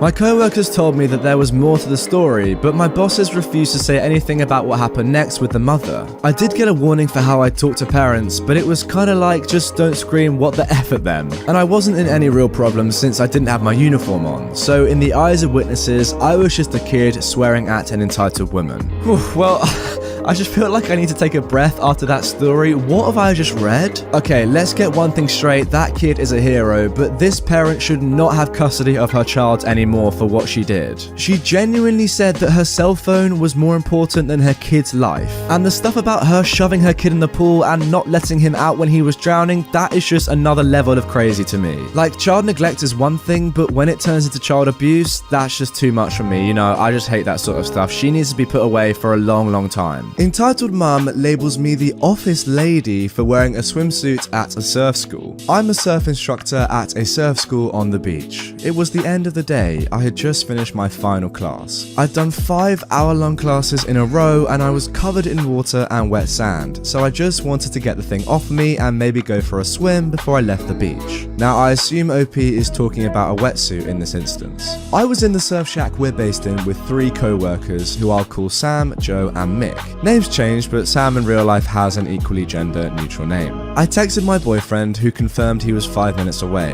I'd already finished my part of the closing up process, so while Sam put the close sign on the door and locked up the filing cabinet, and Joe and Mick sorted out the wetsuits and put the boards back in their holders, I left the boys to finish up and went to the changing area to strip off my wetsuit. I'd gotten down to my tankini when I heard a loud, nasally, American accented voice. It was, of course, an entitled mother. Excuse me? Hello? Service, please? Seeing the boys were occupied, I pulled on my skirt and went to the door. Now, this entitled mother did not look like a stereotypical Karen. Long hair, tanned, wearing a bikini with a big floppy beach hat and a sarong around her waist. Her daughter was with her. She looked around 10 to 12 years old and was like her mum's mini-me, but she didn't speak once during this encounter, so I don't know if she's entitled or not. Hi, can I help you? You can start by putting some clothes on. My tankini is covering showing about the same amount of skin as a one piece would, aside from a strip of exposed skin by my waist. And I'll admit that the neckline is kind of low, but this entitled mother is literally wearing a bikini with way more exposed skin than me. I reply with customer service mode activated. I am very sorry, miss. Sam, can you grab my shirt, please? He throws my tank top at me and I pull it on. Better?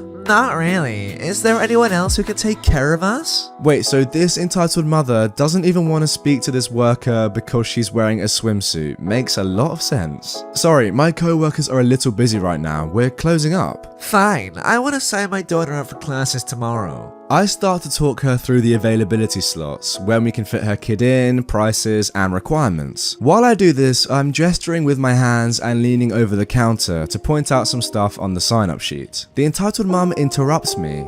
I'm sorry, don't you have a sweatshirt or something? It's the middle of summer in a heat wave on a beach. I'm now clinging to my customer service smile because I'm still technically on the clock. I'm sorry, no, I don't. Would you like me to carry on? Is there anyone else I can speak to? You're making my daughter feel self-conscious. At this point, I just give up on being polite. No, you're making me feel self-conscious. It's summer, it's a beach, it's a heat wave. I do not have another shirt. Everything that needs to be covered is covered, and with all due respect, you're wearing less than I am. Sam, wearing a t-shirt and denim shorts, hears all of this and recognizes my tone as my I'm about to snap tone. So he looks at me, I nod at him, and he jumps in. I'd be happy to help you, miss. My name is Sam. OP, why don't you go? Wait, Sam is a guy? Last I checked.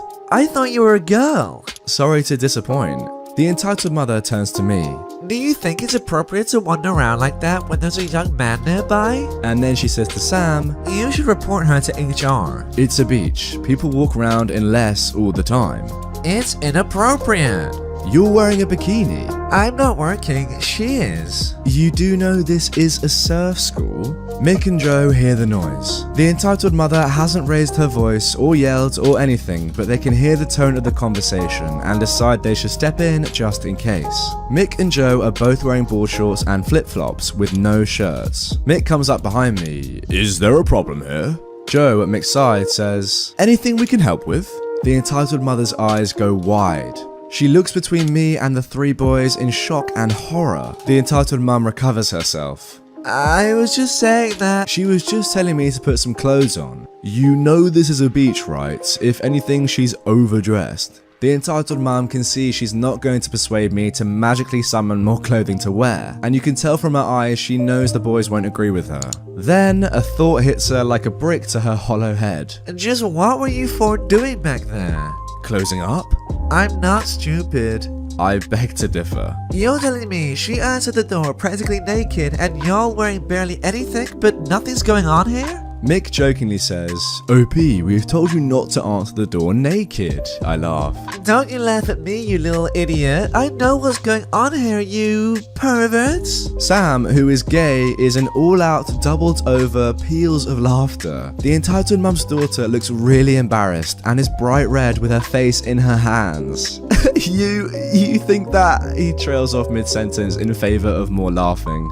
Oh sure, everyone protects the office lady. Joe literally falls to the floor, clutching his stomach laughing. Yeah, now if you don't mind, we're mid-orgy, so get in or get out. It's just then that my boyfriend shows up. My boyfriend sees me, Joe, Sam, and Mick weeing ourselves laughing. The entitled mum's looking homicidal, and the daughter is bright red with her face in her hands. Everything okay here? My boyfriend comes over and gives me a hug, and I get the frankly genius idea to pull him in for a kiss in full view of the entitled mother. She screeches some demonic noise that only dogs can hear and stomps off, her poor daughter in tow, and that's the last we ever heard from her. I love that line from Mick, just putting this entitled parent in her place. Good job to that guy.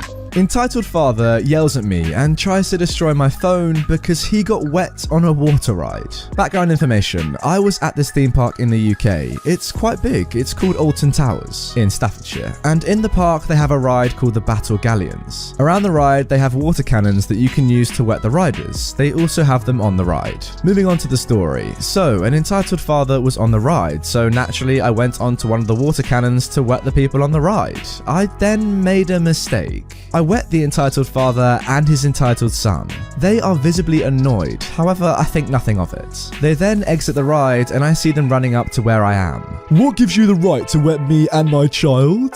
It's a water ride, that's the point. Well, did I give you permission to do that? I don't need permission, it's a water ride. Me and my child are now soaking wet, all thanks to you. I will make sure to have you removed from the park and banned for life. Daddy, I'm cold. Don't worry, son. Daddy's here. The entitled father then attempts to grab my phone out of my hand to throw it into the water rides area. At this time, a member of the park staff is walking by, so I call them over. This man is yelling at me because I wet him and his child on a water ride. He also just attempted to grab my phone out of my hand and throw it into the water. An entitled mum and entitled daughter from that same family then come off the ride and spot the ruckus going off down at where I am. The entitled mum begins shouting and screaming at me and the park staff. What the F is going on over here? Please, don't use that language around children, Mom. This boy here wet me and my son.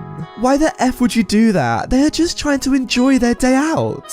It's a water ride. The entitled daughter then tries to snatch my phone, just like her entitled father. I think we've seen enough here. Enjoy your day. The park staff then escorts the entitled father, son, daughter, and mum to the park exit, and I get on with my day like nothing happened, with my phone safely with me.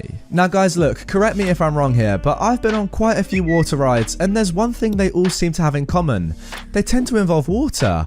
Kind of mad. I know it's the clue's not really in the name, but I don't know, maybe some people just don't realize that. As a result, you tend to get wet on these rides. I know, maybe I'm wrong here. That's just my experience, guys. As I said, let me know if I'm wrong. I don't really get what this entitled family are complaining about. It's a water ride. That means you're surrounded by water. You're gonna get wet. Surely it doesn't even matter if someone's shooting a water cannon at you from outside the actual ride. You're splashing down into water. You're gonna get covered in it. It doesn't really matter, does it? I don't know. Maybe I'm wrong here, but when you sign up and you're like, you know what? Yeah, let's go on that water ride. You're kind of expecting to get wet. Surely, guys. Entitled couple plan a photo shoot at my gazebo. I am a 50-year-old woman, and I rent a place along a river in Ontario, Canada, every year in August for 10 to 14 days. My rental includes exclusive use of a cabin, a private deck with a hot tub, and a furnished gazebo. Mine is the only rental with a gazebo. Just east of my place is another, smaller cabin with just a dock and a hot tub. I get back from a quick grocery shopping expedition. As I'm unpacking my car, a young woman walks over and climbs on my deck. She's obviously either just showered or just gone out of the hot tub. She's in a bathrobe. "Hi," she says. "I just wanted to stop by and tell you that me and my partner will be doing a photo shoot in the gazebo tomorrow morning. Just letting you know as a courtesy, since we will be moving your boats out for the photo shoot. Don't worry though, we will put them back." Now, the gazebo is attached to the deck which surrounds my rental cabin. My kayaks are in the gazebo when rain is forecast. It's been raining off and on all day. Now, I have exclusive use of the entire area. Nobody from the other rentals is supposed to come near my area. This info is part of the owner's orientation for all new arrivals. I'm standing at my cabin door with grocery bags in my hands, dumbfounded that she thinks she can take over the gazebo that is part of my rental. "So, are you staying here alone, or do you have your husband and kids with you? Do you own the cabin? How much did it cost? How long have you been here?" These were bullet quick questions that she asked. No pauses for answers. So I just say, "You are in my private space. Please leave." "Oh, I'm just being friendly." "No, you are intruding on my space and invading my privacy. Your questions are intrusive and creepy. You will not be doing a photo shoot tomorrow or any time in my gazebo. Please leave now." "No need to get snippy," she says in a snippy tone. "We're doing the shoot tomorrow, so you better not interfere. Given your attitude, I think it's best that you head into town by 8. Don't come back before 2. Oh my god. So now she's not only demanding and telling you that she is going to be using your gazebo and chucking all your stuff out of there, but she's actually now saying you should go and be in this exact location from this time to this time. Just full control of your life at this point. I kind of love it, to be honest, the audacity to say, "No, actually, you know what, go over there for 6 hours. That's unbelievable." "No, that's not happening," I replied. "Get off my deck and get out of my space now." She then stamps her foot. "You are being unreasonable. You're the only one with a gazebo. You need to share." "No, I don't. Leave now." I went into the cabin, locked the door, and immediately messaged the owner. I've been renting here for years. The owner and I had become friends. They didn't show up for their photo shoot, and the owner had to chase them out of the rental the next morning. They were still in bed an hour past checkout time. Okay, good on the owner to back you up there. And I think that's actually the thing that's consistent across all three of these stories today, which is quite rare, as you guys will know if you've listened or watched a lot of these stories. Normally, people that are involved in these stories, quite a lot of them are quite stupid. Not just the individual that is entitled or, is the main perpetrator in an individual story, but also the people surrounding it. A lot of people tend to side with the idiots. I don't really know why. I've read so many stories where one member of a family, for example, is just a horrible person to another member of the family. And I get that can happen. But then for some reason, the other family members side with the horrible one. And that I don't really understand at all. I mean, maybe they're all just dumb. That's probably the logical answer there. But thankfully in this story, well, in all three of these stories, there was only one sort of individual or two individuals, I suppose, in Di and Anne's case that were bad. And everyone else supported the good people, the original posters on Reddit. So that's good to see. And the same thing happened here, right? The owner came out of nowhere and said, this is not happening.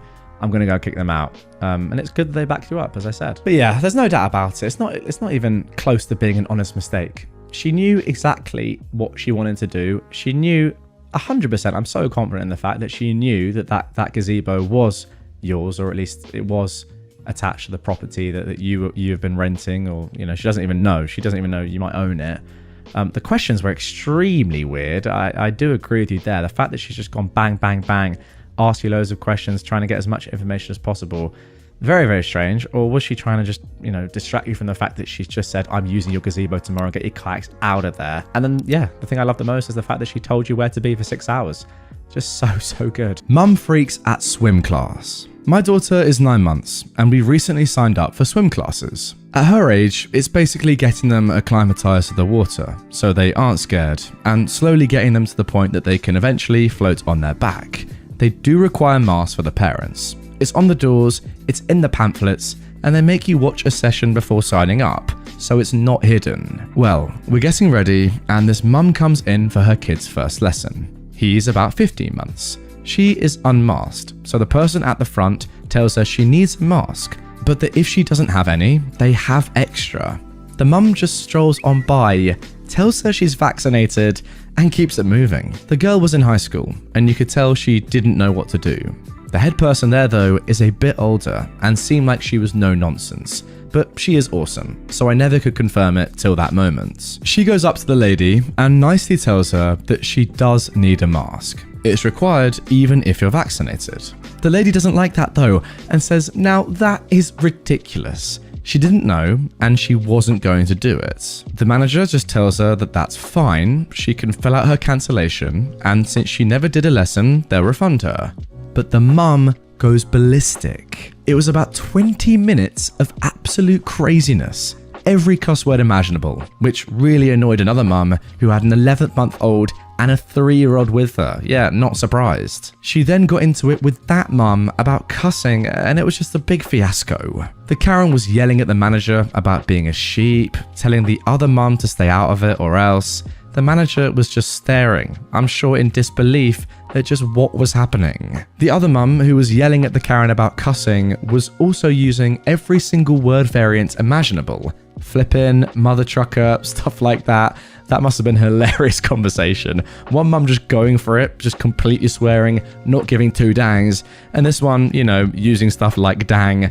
Wow, great stuff. I did learn that even though my daughter is 9 months old, she thinks craziness is amusing when not involved, because she was just staring and even giggled at one point when the Karen made a sheep noise. I mean, I would too. That is hilarious. After 20 minutes of absurdity, the police show up. The high schooler had called them. It wasn't hard to figure out what was going on, but the funniest thing was the Karen turned and said, "Oh my god, thank goodness, officer, this manager is discriminating against my freedom, and that this lady thinks she can tell me what I can and can't say. Please arrest them." Okay, wow. Well, the next part was pure gold. They'd already talked to the high schooler outside the door, I guess, so they knew what was actually going on. They immediately cuffed the Karen, who just let out this unbelievable shriek. They told her she was under arrest and asked her who they could call to pick up the child, who somehow had sat in his chair the whole time, looking like he was used to this. Yeah, probably because he is used to this. She starts yelling that she isn't going to give out personal information. She knows her rights. Before the cop says anything, the other mum says, "Wow, you're dumber than I thought." Karen didn't like that and immediately lunged at her. The cop tried to stop her and I guess kinda succeeded. He didn't let her get a full head of steam. This allowed the other mum to sidestep and give her a little nudge right into the pool. At that point, I think everyone knew it was best to end things. The instructor helped the lady get out of the pool while she was yelling that she would sue and all sorts of nonsense. The cop hurriedly got her out of there and she eventually gave her their husband's number, who picked up the kid. What an absolute whirlwind that story was. I mean, if you thought getting arrested was bad, getting arrested and then having the wombo combo of being shoved into a pool by a person that you were just arguing with, wow, that is next level. Honestly, I really was not expecting it to go there. Brilliant. I thought, just plain and simple, she's being annoying, not wearing a mask, anti-masker, whatever, gets arrested. Calm, but no, being shoved in the pool to top it all off. Oh my god. She's been shoved into a pool having already been arrested.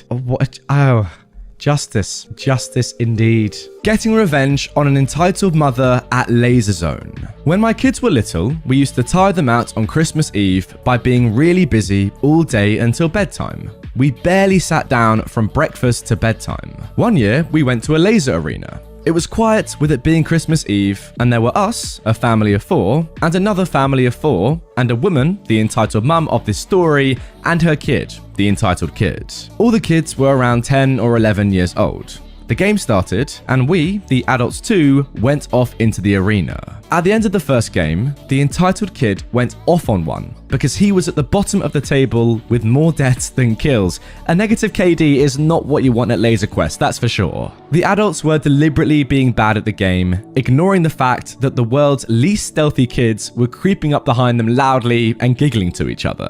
The entitled mum, however, was bulldozing her way ahead by shooting everyone in sight so that her kid would not get shot. Now the problem was that once she'd shot us so that we could not shoot her entitled kid, our packs turned off. So the entitled kids shot on our packs did not register. The entitled mum was pretty much scooping up all of her son's potential targets and was pretty near the top of the board, second or third if memory serves correctly. By game 3, she was getting angry, which prompted the kids and the childish adults, me included, to keep shooting her. But rather than her returning to base to respawn, she used herself as cover so that her entitled kid could shoot from behind her. This was against the rules, and one of my sons pointed it out, but she said, "Tough," and let her entitled kid shoot from behind her. At the end of the game, she was crowing to the kids and adults under her entitled kid on the leaderboard how great her son was and how he was going to win. Any mention of cheating got hand-waved away with, "Losers whine about rules." Game 4, we all decided independently on a truce and an entitled kid hunt. By the end of the game, he was back at the bottom with his entitled mum. We covered all the exits from the spawn points, outside the no-go zone to comply with the spawn point camping rules. The only deaths in the entire game were the entitled mum and her entitled kid, and the rest of us had all the kills. By the end of the game, she was raging at everyone for cheating, but the marshal insisted that we were playing within the rules, unlike her using herself as a human shield. We carried on for a couple more games while she was shouting at the staff for a refund. I do like the season of goodwill. Nothing like the Christmas spirit to bring out cooperation between strangers. Honestly, guys, this story takes me back to a lovely place in my life. I remember when I was a bit younger, like every second birthday party that people would have, well, it would either be Laser Quest, laser tag, whatever you want to call it, paintballing or go-karting. Those were like the 3 go-tos that everyone seemed to have, and they were also fun for me. Laser Quest is up there, elite. It's an elite thing to do. So much fun. Unfortunately, it was kind of ruined, but that's happened to me before. Honestly, you play with people that take it way too seriously, and in the end, you're all like, you know what? Screw these guys. Let's just gang up on them and absolutely destroy them. That's what we did there, OP, and it was unbelievable to see. Well done. Seriously though, guys, if you're ever like thinking, oh, what am I going to do for my birthday? Doesn't matter how old you are. Go and play laser tag. It's so fun. A customer freaks out after seeing a pride flag in my bakery. Hello, I'm a straight mum. My daughter came out as a lesbian not so long ago, so I've been showing support in many ways, including placing a little pride flag next to the cash register in my bakery. Nothing had changed at work, but yesterday a woman around my age came in. She seemed normal at first, took a look at some cakes, and then approached me and asked for a birthday cake. We spoke about what she wanted, discussed prices, and she was about to pay in full in advance to get it done, and then noticed the pride flag. She said, "What is that?" I kindly answered, "A rainbow flag." Then she went from normal to furious in a second, shouting, "Take that out, I don't want to see it." Dumbfounded, I asked, "Is there a problem with it? You're infringing my religious freedom." I was about to ask how that infringes her religious freedom when I got interrupted by, "Are you one of them?" I answered, "No, I'm not, but someone I care for is." "Then who is it?" At this point, she was in my face, but I replied with, "That's not your business." She stepped back and said, "I won't buy anything from a D-slur. You just lost a customer, you," and then the D-slur again. Fortunately, she left, but it still shocked me. I had to get off the counter to get some fresh air. It really felt bad to be insulted like that out of nowhere. I later told my husband what happened. He said that it's for the better if that woman never comes back. We both agreed to not tell our daughter since it might be heartbreaking for her. I've been professionally baking for years, and this is the first time it's ever happened. Sure, we've got some crazy bridezillas in the past, but nobody called me a slur. Is this what queer people have to endure daily? Just thinking about it makes me sad. Look, without knowing the answer myself, as I'm not queer, I would guess probably yes, which is kind of crazy. But hey, look, if you are queer and you experience stuff like this, get in the comments. Talk. I want to go through, read your experiences. This is absolutely disgusting. I feel like I would only ever understand this level of abuse that queer people get pretty much daily, I presume, if I actually was one or if I stepped into their shoes. Otherwise, how would I ever know? It's actually mental. Guys, if you have had experiences like this, in all seriousness, do get in the comments to enlighten us that haven't, because I feel like it's more important that we all know, and it will be to our benefit if we all know what's really going on day to day. Now, before we get into our next story, I have a very special announcement for you. After an insane amount of demand from you guys, I'm delighted to say that I've released some limited edition Not Today Karen merch. Picture this, you're out and about in the streets and a wild Karen appears and starts confronting you. What do? Well, normally you have to talk to a witch like this. However, get one of these t-shirts or hoodies on, and all you have to do is simply point to it, laugh, and walk away. How easy is that? The link is down in the description if you like what you see. Go ahead, check the stuff out. I think they'd make a great Christmas present or even just a little gift for yourself. As always, it's official stuff from the very best supplier, so the quality is unmatched, and it's one of the best ways to support me and the channel. With that being said, let's carry on. My sister doesn't allow our mum to cough. I am a 22-year-old woman, and I live with my mum, who is 45, and twin sisters, who are 20. Last week, we caught the flu. It was really awful, especially for mum, because she had a high fever and a very stuffed nose. I'm currently in a similar position. So my sister, Emily, came back from school really annoyed today, and she yelled at us for different reasons. When my mum told her to watch her mouth and then broke into a coughing fit immediately after, Emily got extremely mad and started screaming at her to hold it in, as it's disgusting and it's forbidden to walk around the house spreading germs. Mum also got angry and told her that it's her house, so she can do whatever she wants, and if she doesn't like it, she's more than welcome to get a job and move out. Yeah, no words for this one. Your own daughter not allowing you to cough when you're sick in your own home. It's just insane. If she's not going to move out, force her out. Sack her off. Let's move on. Now for our second story of today's episode. I ruined Thanksgiving last year, and I'm still not sorry. This story begins a number of years ago with a particular dessert pastry my mother used to make, pudding pie. I didn't know why this pie was so much better than regular pudding, but it was delicious, and I'd actually look forward to that pie before Thanksgiving. That's how good the pie was. Sadly, like all good things, this pastry too came to an end. One year, my mother decided that the pie was too fattening for her diet, and she swapped some ingredients around. She swore up and down it would taste no different. Spoiler alert, it tasted like nightmares feel. Immediate and extended family protested and requested the diet abomination be banished and the delicious pie brought back. Those pleas fell on deaf ears. Eventually, Mum had enough and said she wasn't stopping anyone else from making the pie, but she wasn't doing it anymore. I assume she figured that nobody else would have the gumption to actually seek out the recipe and make it. She thought wrong. In the very wee hours of Thanksgiving morning last year, I took up that gauntlet and prepared my pie in secret. I procrastinated until the literal last minute. I forgot the pie needs some time to set before it can be eaten. I even managed to control myself and not just start eating the filling. I did have one small taste to make sure I didn't forget an important ingredient though. So, I showed up for Thanksgiving lunch at my aunt's house with my pie, and there was much rejoicing. Real sugar, actual tasty ingredients. I inhaled my meal in the interest of getting to pie sooner and may or may not have overdone it a bit. I needed some time on my feet to make room for a slice of my pie, so I stepped outside to vape and chat with the smokers. I got numerous compliments on not screwing up instant pudding in a pie tin. The actual pie was more complicated than that, but I just took the ribbing. I make it inside and beeline for the dessert table. There's my mother standing near her imposter pie, which was missing a single piece, looking like she's sucking a lemon. Whether that was from the taste of her evil pie or the fact that mine was so popular is anyone's guess. I'm certainly not brave enough to ask. But there's not even a sign of my pie. I see apple pie, pumpkin pie, Toll House pie, but no pudding pie. Not even the pie tin. It couldn't be so delicious that people actually ate the tin in the 10 minutes I was outside, so I addressed the room, asking where my pie is.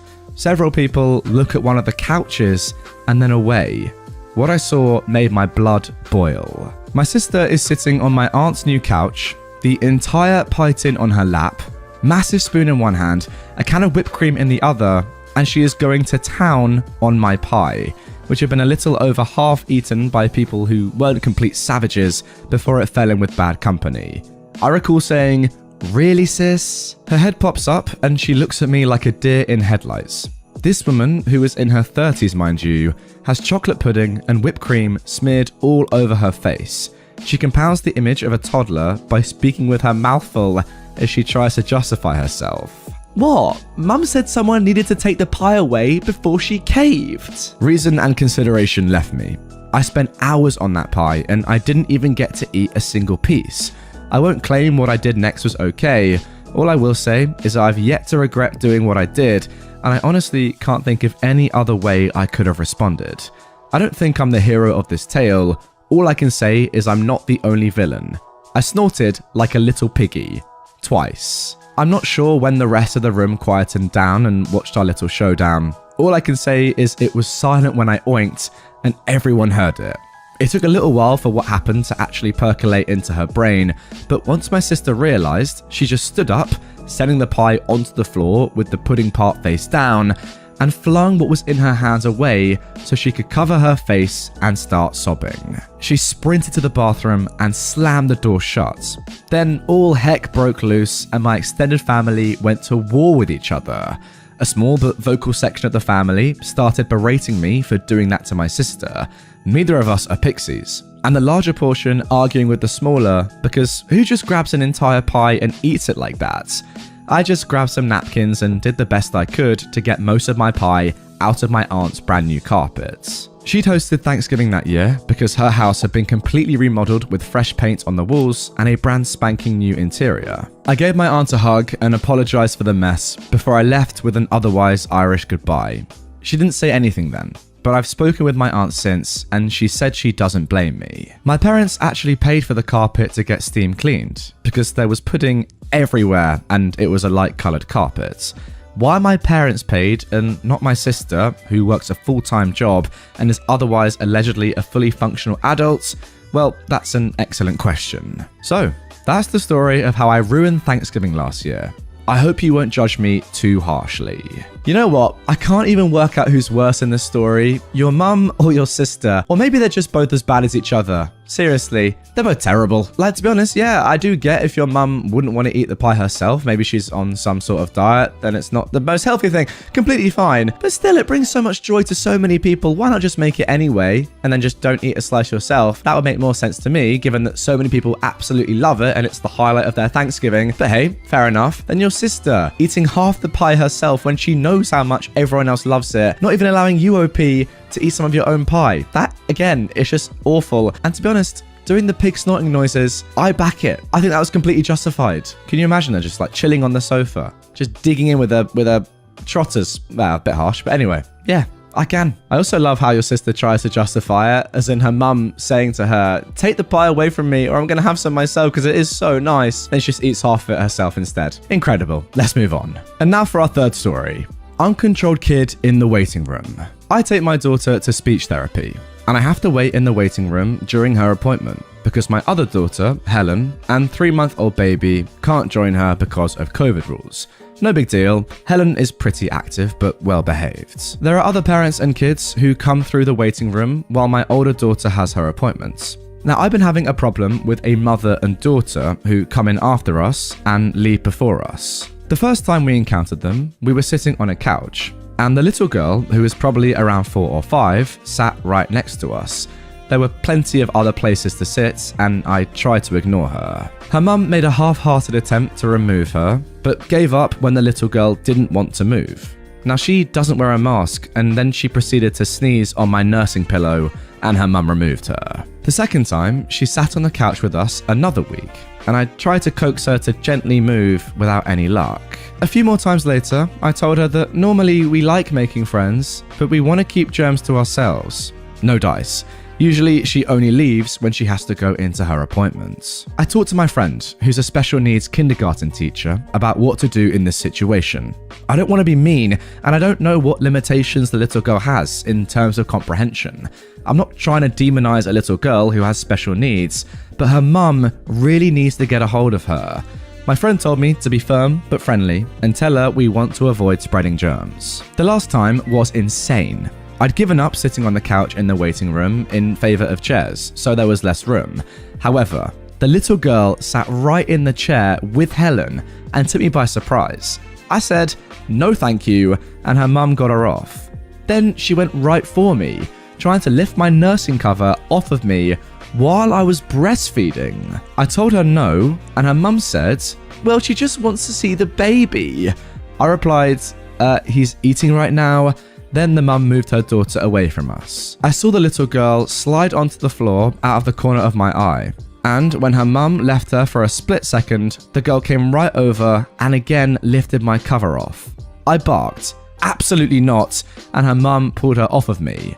The little girl was called in for speech, and that was the end of it. I'm at a loss about what to do. The mum knows what's going on and doesn't care unless I'm very vocal. What do you all think? I mean, this is actually a pretty horrible position to be in if you think about it, especially given the pandemic that's been going on for quite a long time now. I don't like anything about this story. Again, as I often say, I don't really blame the little girl. She's only 4 or 5. She doesn't really know too much. She probably doesn't have that much common sense. The mum, though, what are you doing? If you can't control your child and you get angry because this mum isn't letting your child see her baby, it's ridiculous, especially when breastfeeding. But also, come on, it's COVID, man. Ridiculous. I don't really know what advice I can give to the mum other than you kind of have to take it up with the staff at this therapy place, wherever you are, and say to them how uncomfortable this mum is making you feel, and hopefully they can do something about it. I don't really know what they do. Maybe just say, look, if you can't keep to the current rules about social distancing, then you're not allowed to come here anymore. It's ridiculous. It really is. I don't know what more this mum individually can do other than say, go away. Guys, get in the comments if you don't mind. Drop some advice below for OP. What would you do in this situation? I'd probably just have to complain and say, look, this is ridiculous. I feel very uncomfortable and pretty unsafe being in the same waiting room as this mum and her daughter. Sort them out, please. Entitled sister demands I take her children to Disney with me and my girlfriend, despite knowing it's a secret proposal trip. I am a 31-year-old woman, and my girlfriend and I are planning a trip to Disneyland Paris. Not for any time soon with the pandemic, but we're still planning. It's not as big as, say, Florida, but it's closer to us, and it's also both our first time going. And as my girlfriend is obsessed with Disney, it's where I'm planning to propose to her to make it more special. My sister knows I'm proposing, as she helped me pick out the ring, and she was very supportive, until she found out where I was planning to propose. She doesn't approve of it, as we're not kids, and has stated that as we're not children, it's weird, and how if I wanted to go there, I should take her kids, who are 10 and 6. Now, I love my niece and nephew, but this is a special trip for me and my girlfriend. I explained this to my sister, and I thought she understood. But next time I was overseeing her kids, they were upset as she had told them about the Disney trip, and they couldn't understand why I wouldn't take them. I tried to console them, but I felt very put on the spot and upset by this. I ended up leaving not long after, and my sister keeps badgering me to take the kids now, as they're so upset. The worst part is my girlfriend has now started to feel guilty and is wondering if we should just take the kids with us. Oh, what a start to the episode. Imagine purposefully ruining your sister's proposal. That is horrible. I mean, that in isolation is bad enough, but then on top of that, manipulating your sister and her girlfriend, who has no idea what is planned, into taking your kids with them on holiday. Oh, horrible person. Let's move on.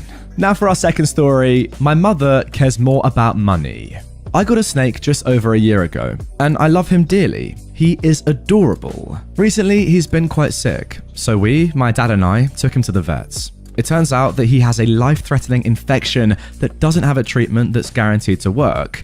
Now, this was not due to my husbandry, but he did have it when we got him. It only showed now. We came back home, and my mother walks into my room and asks about the visit. I tell her everything, including the infection. She isn't that close to the snake, as it's mine, but as soon as I finish, she keeps hounding me about how much the visit costs. This went on for some time. I told her I don't know how much it costs because my dad paid for it, so she went to him. She found out and came back up and started getting mad that it cost that much. I just found out my snake has a high chance of dying. She's been snappy with me and has made jokes and comments about it too. I just needed to get this off my chest. It's driving me insane. Now, if you've been around on my channel for a while now, you'll know that I have a snake myself, Marty, a little corn snake. I'll chuck him up on screen right now. This is actually from a year ago. I do look quite different. Marty looks the same, I'll be honest. I look a little bit different, but anyway, yeah. If he had an illness, and by the way, he has had some issues, with his eyes, for example, throughout the years. He's quite old now. We would definitely take him to the vet, and we'd definitely pay the money to sort him out, and nobody would complain about spending too much on your pet. It's so weird. I mean, look, anyone with a pet, you guys watching right now, I assume a lot of you have pets. You know just how much they can mean to you, and if there's an issue with them, you're gonna go and sort it. Honestly, even if it's really expensive, you're gonna do it. It just makes sense. It's human, right? So to have this sort of reaction to spending too much money on your pet is really strange. And now moving on to our third story of today's episode. This one, I'm not gonna lie, it's pretty epic. Entitled Mum tried to walk off with my mum's Christmas gifts, injured me, and then claimed I stole her items. I honestly can't believe that this just happened, but here we go. I was online shopping this morning when I saw these gorgeous outdoor Christmas lights at really great prices at a local store. My mother loves Christmas, but she's never had the money or time to put any lights up, but she longed to have some. I decided that, as an early Christmas present, I would get her some that she could be proud of. I purchased some great deals online, like some light up reindeer, her favourites, some colourful string lights with the colours red, green, white, blue and purple, a snowflake shaped light, and some light up candy canes for her candy cane lane. I ordered them, paid with my credit card, and was actually able to pick them up in store same day. All for less than $100, a total steal. When I get there, I see there's a long line at customer services, so I decided to browse for a bit. I ended up getting a super great deal on a pair of dripping icicle lights, the buy one get one free deal. I then added a strand of light up garland, so she could decorate inside with more than just the tree. I know it's a lot, but I made good money from doing remote lab work at my university. And since I had more than enough saved up for tuition, I decided to spoil my family after such a rotten year. What I got from my siblings, dad and grandparents are not related to this event. So I go, pay, and sure enough, the line at customer service is a lot shorter. I get in line, wait maybe 20 minutes, and when I'm at the counter, I presented my email proving proof of purchase, but it takes a bit for her to scan the QR code, as the device is apparently not reading it. I got no problem with that, because hey, things happen. when suddenly my own cart is slammed into my side. See, what I did was put myself between my cart and the exit. I've read one too many horror stories of people just running off with others' purchases, and I wanted to play it safe. And it kind of worked. Except for the fact that I'm now in a lot of pain because my own cart was rammed right into my hip bone and knee, knocking me over to the floor and nearly making me whack my head. And the crazy lady who did that then tried to push my own cart over me, all while screaming, I kid you not, "You stupid little thief!" This lady was literally trying to sell that I stole her cart. Needless to say, I'm super annoyed and super in pain. Security is called. I'm screaming at the lady to stop lying and give me back my cart, and then I ended up detained. Why? Sadly, she was black and I was Caucasian in a time of all this racism craziness. Now, before you start on the whole "you're racist" stuff, I'm not. I couldn't care less if that lady was an alien or had purple skin or was the Queen of England herself. I treat others how they treat me, and she was stealing my gifts from my mother and claiming that I was the thief. Angry, I then twisted out of the security guy's hold, ripped the receipt out of my pocket, and shoved it in his face. "I have the receipt, you idiots!" He's startled, steps back and stares at the receipt. And I snap at him that he needs to get a pair of glasses because skin color or not, I've got the receipt, that female dog doesn't. Now call me a dang ambulance because I can't take the bus home from how in pain my body was from being rammed by my own cart. An older security guard, a manager, and the head honcho supervisor came over. And the older guard started berating the younger guy for jumping to conclusions. Again, apparently. The manager checks my receipt and sure enough, it's all mine. And the crazy lady, of course, has no receipts. But then, of course, the lady starts wailing about how I must have stolen my receipts, only to have it pointed out that I'd used my points card for that store, which was on the receipt, and they could match that to my ID. They also obviously had CCTV of me with all my items, buying them, and then her coming along, grabbing them, and ramming me with my own cards. I then have to sit there on a bench with all my items. The customer service girl who struggled to get the QR code to scan returned my phone to me. I dropped it on the counter when I was hit, and I started placing my items I had bought online into the cart, which had now been returned to me, while the crazy lady was detained. Police and EMTs arrived not long after. The store actually wasn't that far from a hospital or the police station, and after the EMTs loaded me onto a stretcher, my ankle was badly twisted from being knocked over, and of course I wanted to go to the hospital to be safe. I give my statement, press charges, before turning to the supervisor as he comes over. He's very apologetic and asks if I want anything from the store for free as compensation for this disaster. I told him that all I wanted was for A, the idiot security guard to either be rigorously retrained in thinking for once or be fired, B, that I wanted them to hold on to my purchases until I could come back to pick them up, and C, that crazy lady who was now screaming, "You'll hear from my son, he's a lawyer," which is how I know she's an entitled mum, be perma-banned from their entire chain, because who knows if she's gotten away with it before or would do it again.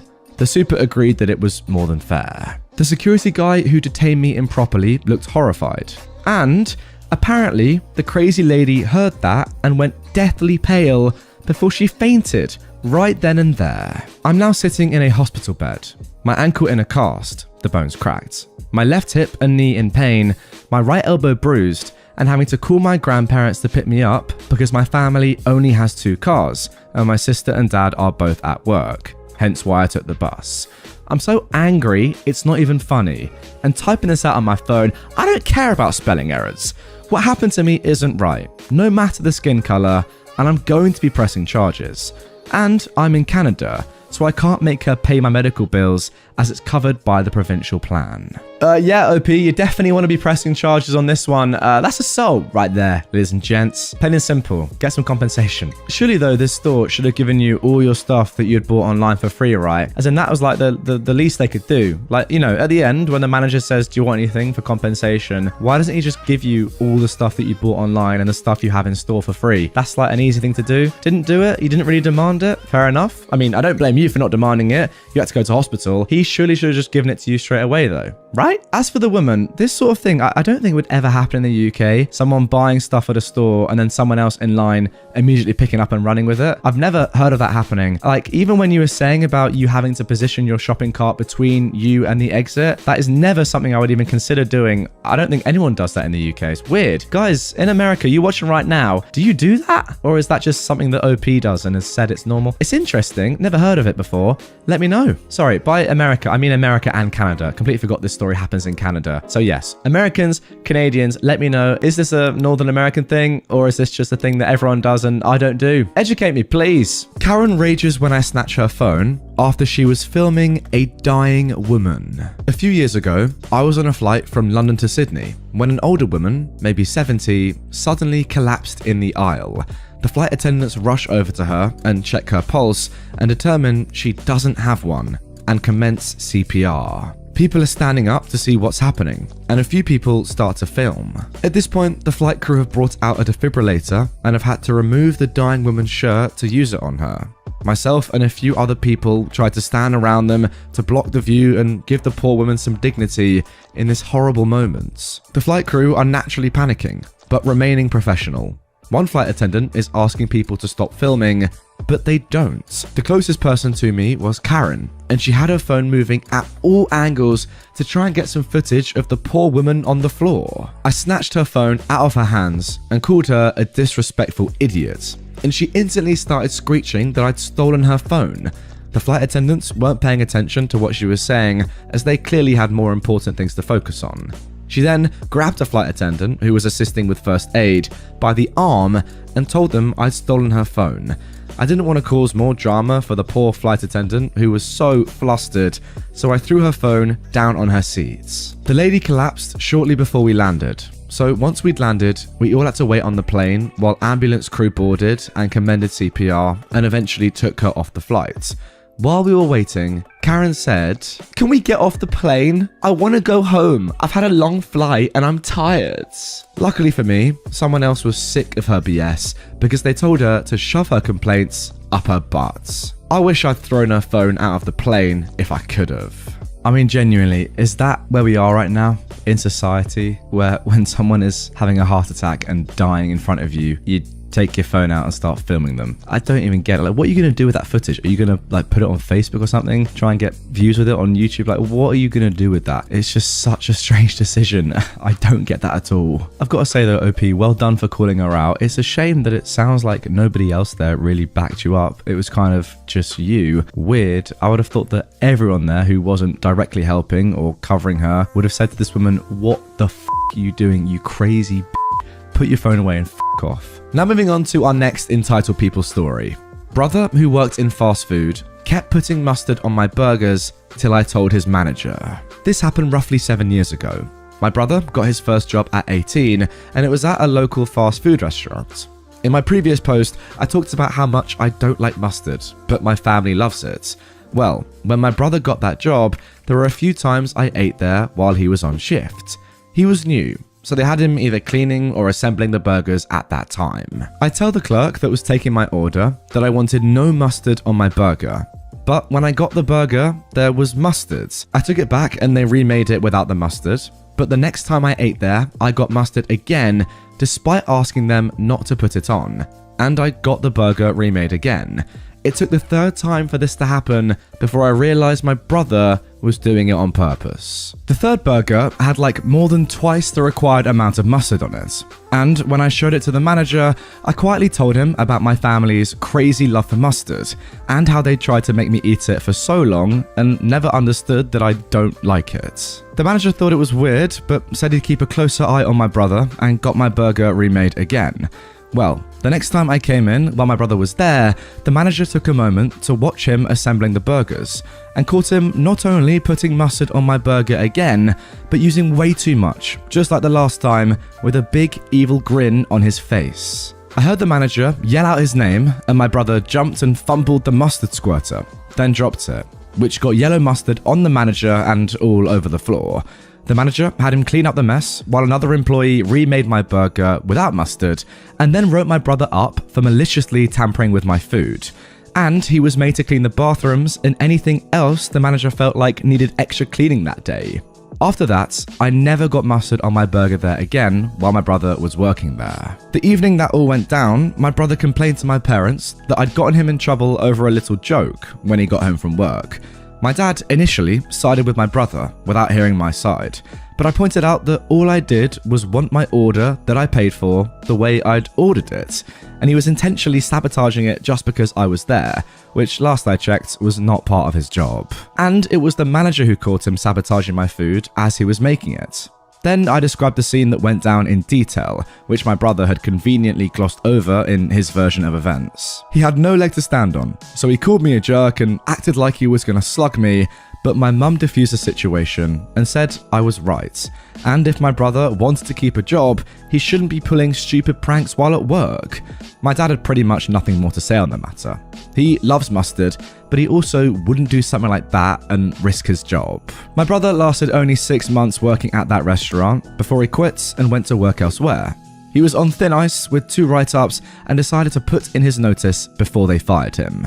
He never got a job in fast food again, and the manager at the restaurant told me he was not missed. So does your brother just hate you then? Is that what's going on here? I can't really work it out. Like, yeah, maybe you'd do that prank once. I agree though, it is risky to do that when you're at work. But yeah, do it once and maybe it's funny, I guess, a little bit. But then when you're doing it twice, 3 times, and every other time ever, what are you gaining from that? It's weird. Again, I just don't really get it. Like a video the other day, a weird prank, if you can call it that, I just don't really understand. He's actually extremely lucky that he didn't just get flat out fired there, because genuinely, if you take this as just face value, an employee at a restaurant is literally going against what a customer has ordered on purpose multiple times. Like, yeah, I'm sure your brother knew this, but what if you were allergic to mustard? I don't know, maybe you can be allergic to mustard. You said no mustard, he whacks loads on there and you die. What happens then? And yeah, you could argue that's a bit of an extreme hypothesis, but stranger things have happened in life. Let me tell you that. And now moving on to our final story of today's episode. You got hired, so you have to put a good word in and make sure I get hired too. This happened in 2016. My older sister and I were both unemployed, so we both went to this youth centre that helps youth or homeless find employment. I just turned 19 and never had a job. She was 22 and worked a few jobs, but could never keep a stable one. Always late, calling out too much, no show, etc. We sign up at the centre. I get a call back a couple of days later for orientation, and my sister never got a call back. I'm not sure if it was from her previous employment, her age, I don't know. After orientation, they gave me a paid training for 1 week. Once that was done, it was time to call one of the establishments listed on the available places. I start my first day, then finish my first week and my last week. I had to complete a total of 100 hours and got paid through the city, $10 per hour at the time. Well, apparently the place I worked really loved me. The staff, managers, even corporate who worked in the back office. They offered me a position halfway through my second week working through the city, and I happily accepted. I'm about a month into working at this place on their payroll. Still new, barely running a register. My sister still hasn't found a job yet, so she texts me while I'm at work to put a good word in for me. Tell your boss to hire me, I'll be right there to fill out an app. I tell her I wasn't going to, given her track record with the job she's had. That's when she says, "You got hired after we both signed up for the same thing. You're supposed to help me out." Now, at the time, my parents gave us both an ultimatum to find jobs, otherwise we get the boot.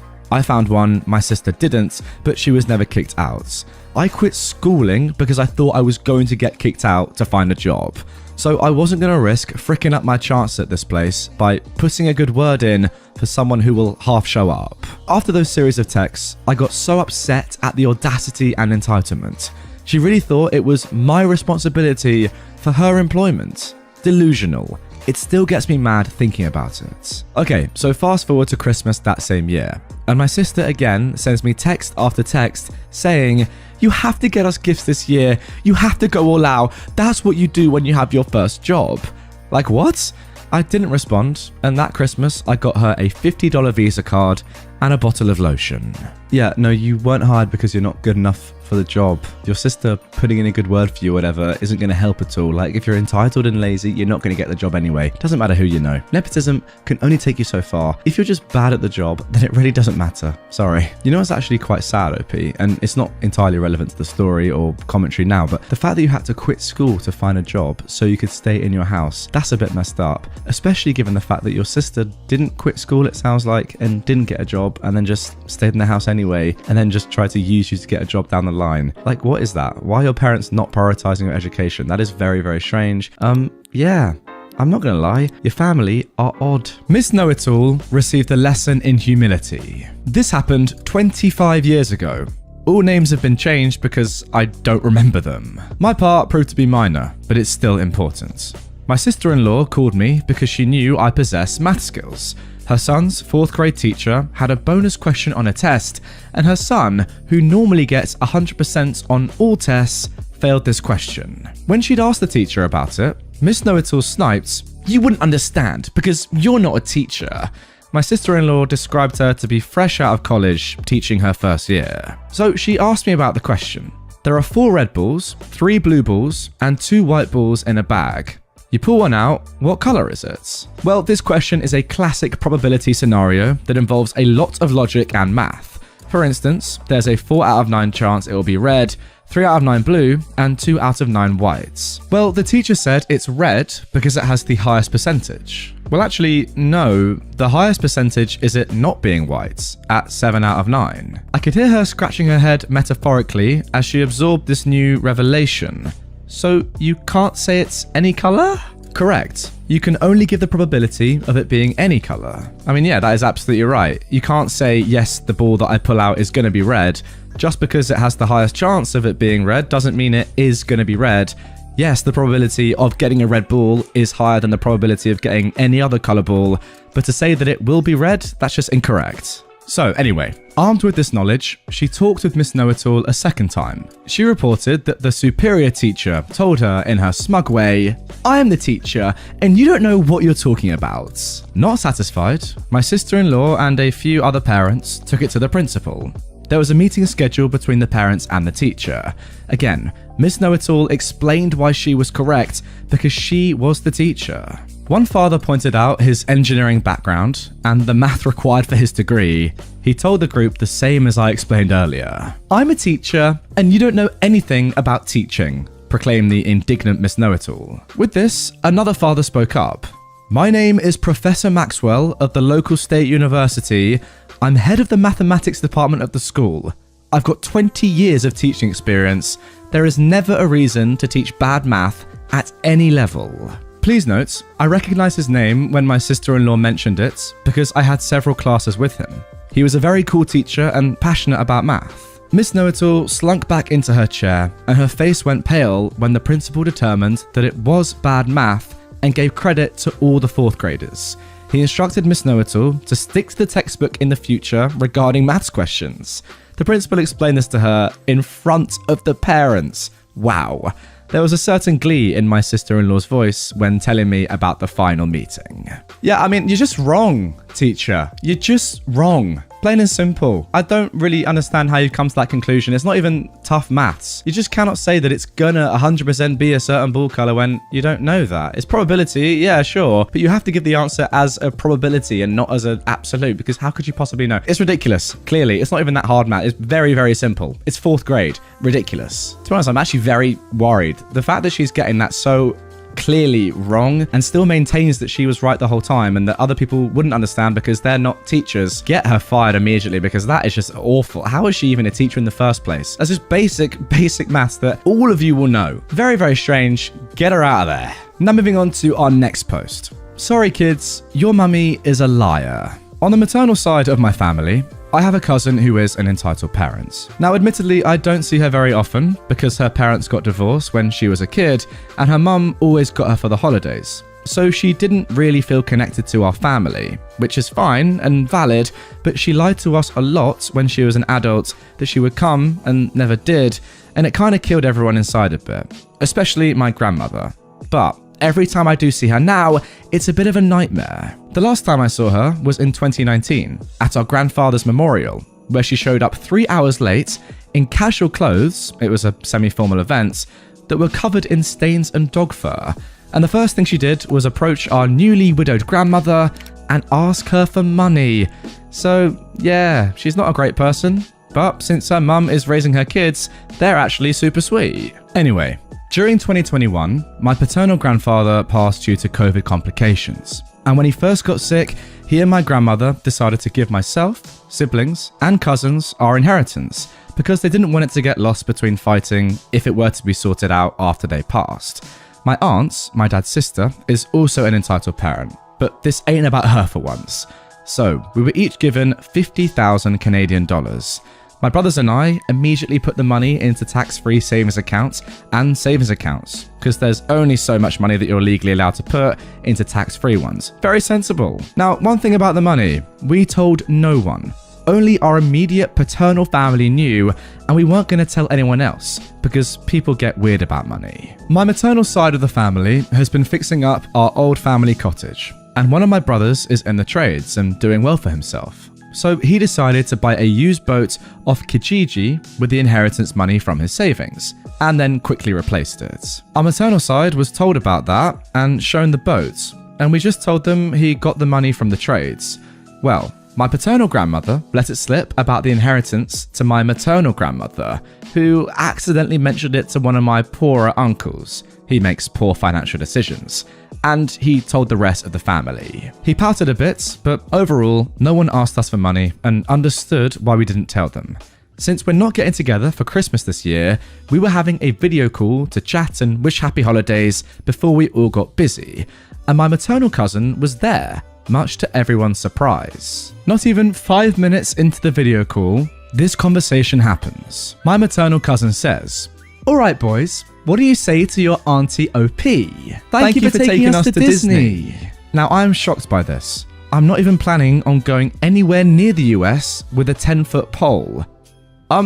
What are you talking about? I reply. Well, you're paying for us to go to Disney. No, I'm not. Where did you hear that? One of the kids then said, Mummy said that you'd send us to Disney because Grandma gave you lots of money. Now guys, remember that these kids are sweet, it's just their mum that's entitled. My maternal cousin, who had a very smug look on her face and clearly knew what she was doing, and that no one, least of all I, had said anything of the sort, said, "Yep, and we're so grateful because Grandma didn't give us any money. So thank you." I'm 100% done with this idiot and all the pain she's caused my family at this point.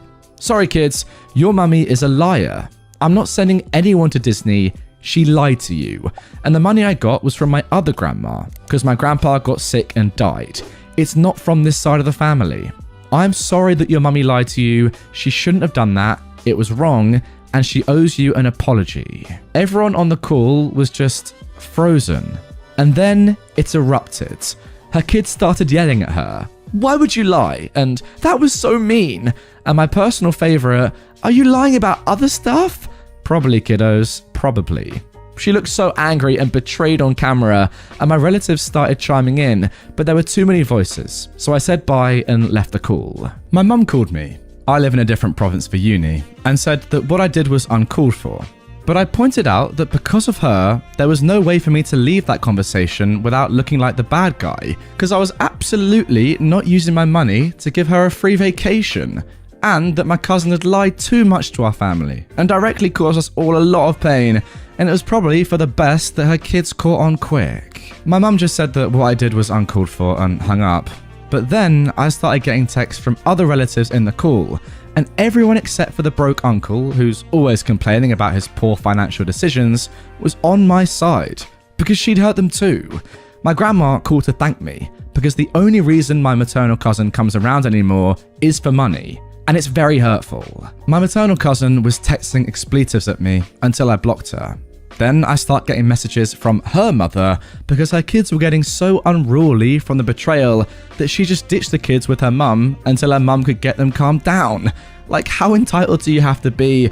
She demands a free trip and then ditches her kids the moment she has to parent. Now guys, that is the end of the post, but thankfully OP has given us a little update. So, onto the update. It isn't major because it hasn't even been 12 hours since the call, but the broke uncle I mentioned before, who's broke just because of his own poor decision making, he called me privately to try and guilt me into paying for a Disney trip for him and his family.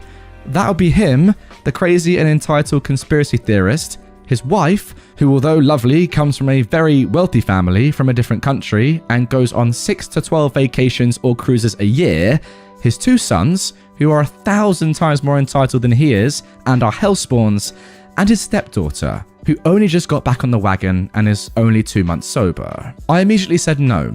That is my money. I'm using it for what my grandfather intended me to, university and or traveling. I also pointed out that my uncle works in tech and makes at least $300,000 a year. His current contract is $380K if I remember correctly. He and his wife just went to Dubai, and that I'm a full-time uni student, only doing odd jobs and relying on savings from previous jobs. He, by all logic, should be in a much better financial position than me. And if he isn't, that's really not my fault. He pouted, but I told him that if he ever brought it up again, I'd tell the rest of the family he asked. Everyone's mad at him because he never seems to have money, but has the highest paying job. And he's an anti-vaxxer and an anti-masker, and is the entire reason my maternal family isn't getting together this year.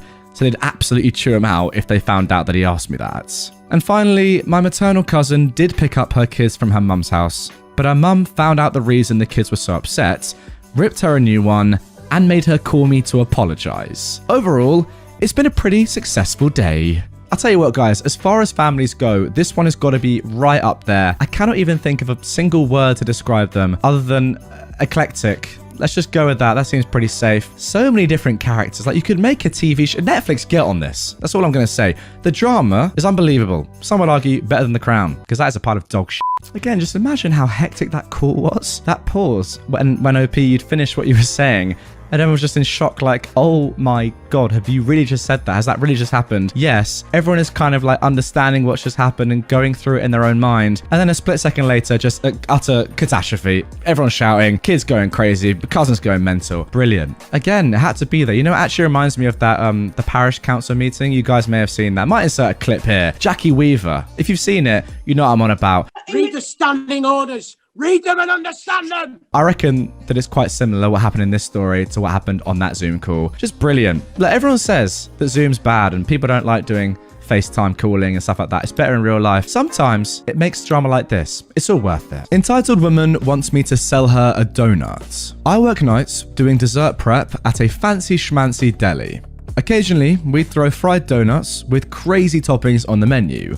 I like to make test rounds of new flavors for the crew before we launch them. I usually work towards the front of an open concept kitchen and I'm fully visible from the streets. There's a strip of bars and clubs directly across. A few weeks ago, I just finished some donuts and was arranging them for some Instagram photos. I heard a knock on the window and looked up, assuming I'd see one of my friends who works mortal hours headed home from the bar. Wrong. It was a woman I'd never seen before. Assuming it was one of my co-workers' friends, I gave her a polite wave and went back to my iPhone photography. She hit the window again, more like a bang than a knock. Last summer, I'd been at work overnight when someone broke all of our front windows, so this made me jump. The woman was gesturing for me to come over to the door. We still have a takeout window from COVID, so I unlocked it and slid it up about an inch. I'm not a nice person and I just wanted to finish my work. Can I help you? I said. At this moment I realized she was very drunk. I'd like a donut. Sorry mom, we're closed. I just came over here to see if I could get you to leave so I can finish my job and leave myself. But they're right there. At this point I proceed to shut the window, carry my tray of donuts further into the kitchen, and proceed with photos. The woman knocks a few times and then leaves after letting out one very high-pitched scream. Now here is where the story gets really interesting. Less than an hour later, my boss texts me to see if I'm at work.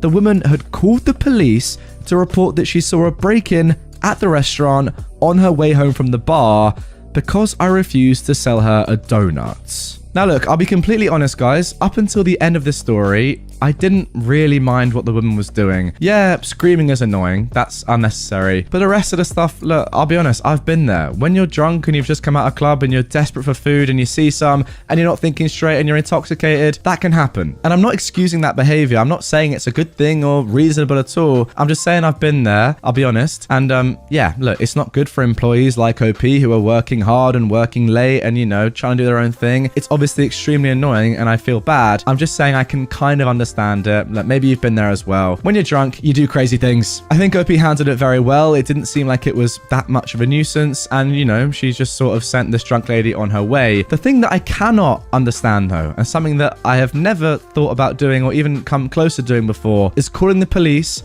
when drunk to report this. That is inexcusable. For the vast majority of the story, I could pretty much understand everything this entitled woman was doing until that last paragraph. That is insane. And I really hope she gets written up and charged for wasting police time. That's ridiculous. Now for our next post. You want to go through my phone just because I'm going through yours? Greetings, Redditors.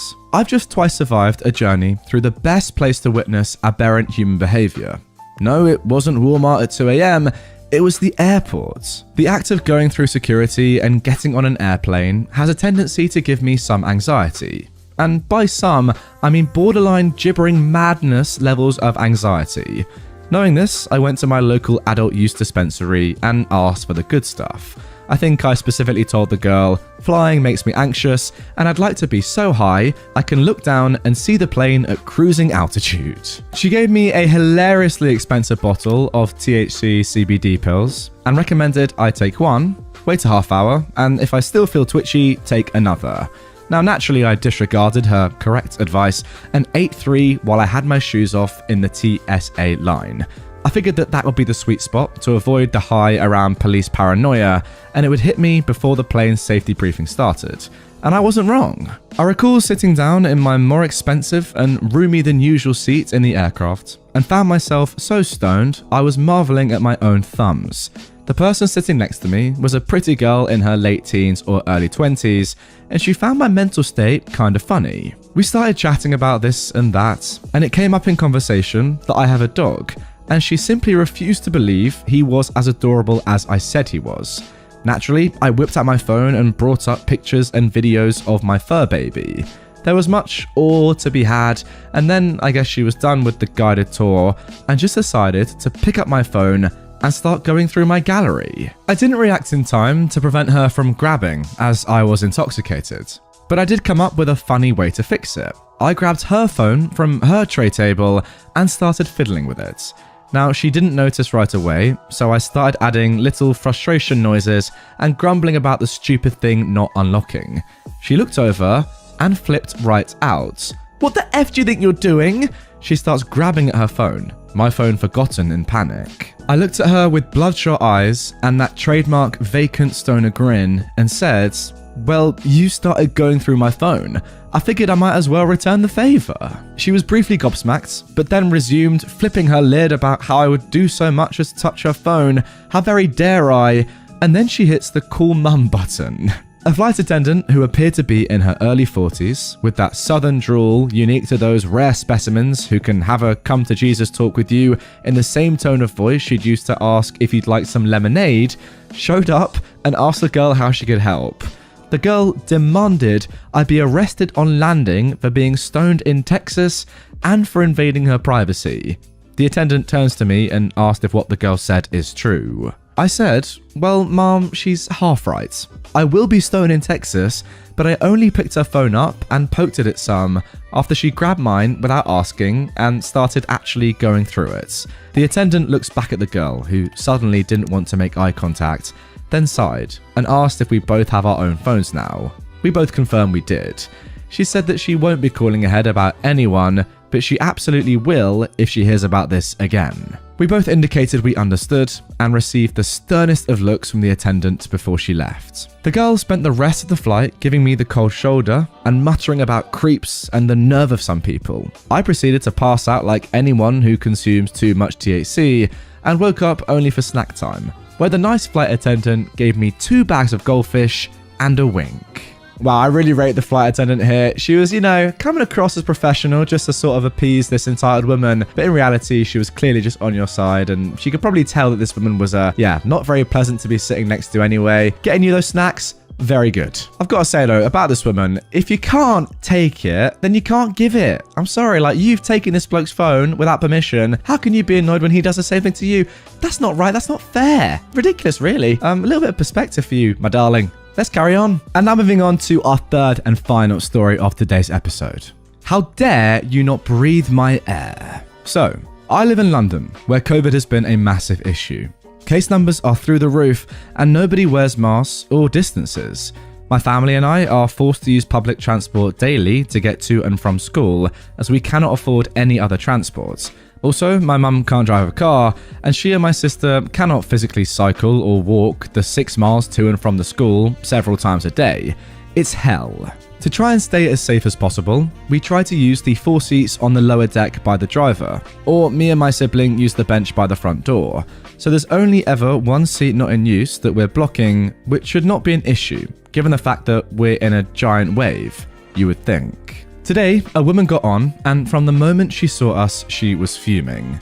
"Excuse me," she said sarcastically and loudly, pulling down her thin, ill-fitting scarf face covering. When my mum ignored her, she rolled her eyes and tried to engage others in the situation with gestures.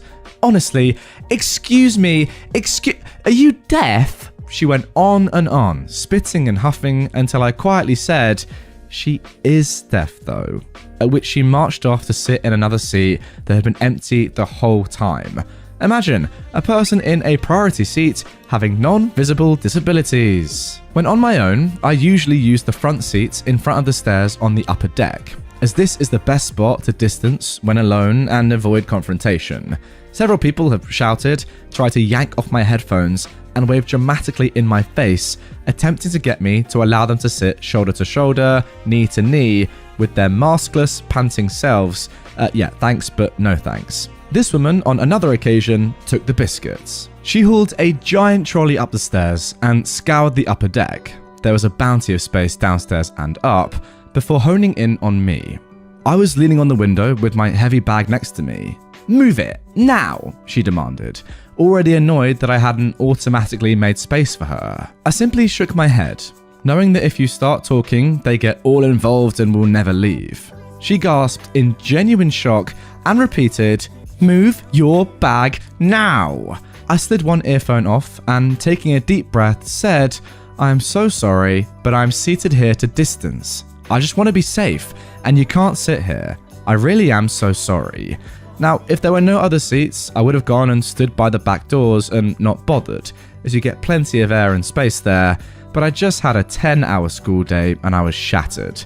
I didn't want to stand for the next 40 minutes just for this woman. She could sit by anybody, but there were no more double seats, and I didn't want to be directly next to someone and not be able to spray down the seats.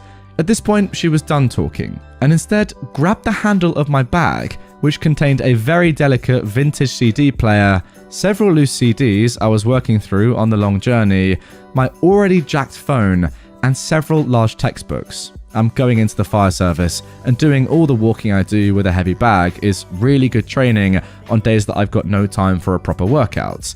And struggling with the weights, she tried to throw it on my lap. In shock, I stood up and shouted, "I'll just get off." Delighted, she stood and dramatically tapped her foot, and fussed over how long it took me to zip my bag and swing it onto my back, which was 6 seconds or so.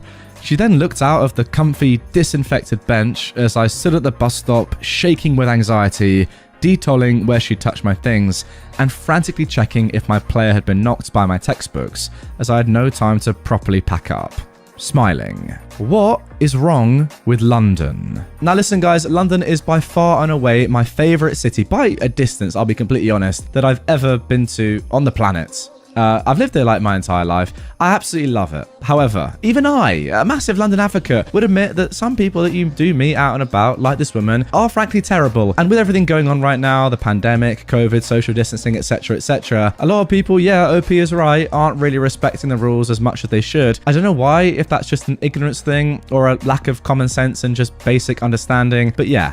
Women like this do exist in London, that is for sure. I've dealt with a couple of myself. It's not great. And look, I do feel for OP. Clearly she is being so careful about this whole COVID thing, correctly, obviously. And when there are people like this that are just making life extremely difficult and being so rude, yeah, it's tough. Like, I would say to OP, oh, do this, and that will sort it in future. Unfortunately, there's nothing you can do in this situation. You just have to kind of take it on the chin and accept that this happens. It's horrible, but what are you going to do? Like, apart from just having a big argument with her, spraying germs at one another because she's not even wearing a mask or whatever, you want to minimize contact as much as you can. You don't really have a solution other than just leaving. It's tough, but during the pandemic like this, I don't really know what more you can do. Sorry. My parents checked my bank accounts because I didn't answer in 3 hours. Okay, backstory. I moved across the country for school and I'm 19 years old. I grew up in a super religious, controlling, and abusive home. Because of this, I felt that every time I made a big decision, I'd be ridiculed for not including my parents in the discussion. There's also a lot of mistrust and trauma from my parents too. So that only adds to me being slow to tell them about decisions I make on my own. I also have a job, so I've been earning my own money. Now on to the story. I've been in a long-term online relationship with my partner for 2 years. My parents were not aware of this relationship, and even if they were, I imagine they would have disowned me because my partner is non-binary. My parents were the transphobic religious type. Anyway, there was an opportunity to meet my partner in person over a break. I bought myself a ticket to go to where my partner lived, about 6 hours train ride away. Before this, my partner and I had been FaceTiming for months, and we knew that we both weren't catfish. The plan was set, and I travelled and met my partner in person, and it was amazing. The entitlement comes in the day after I meet my partner. Side note, I didn't explicitly tell my parents I was going because they never asked. I also didn't want a wave of questions that I knew were going to be far too intrusive. My dad had texted me asking what I was doing at around 7 my time. I saw it but decided to ignore it because I was having a good time with my partner. At around 10, I get several texts from my dad telling me to call him now. I was concerned and annoyed, so I went into the bathroom and answered. Hello? Hi, where are you right now? I gave him the name of the college town. I feel like you're lying to me. My heart literally sank to the floor. What makes you say that?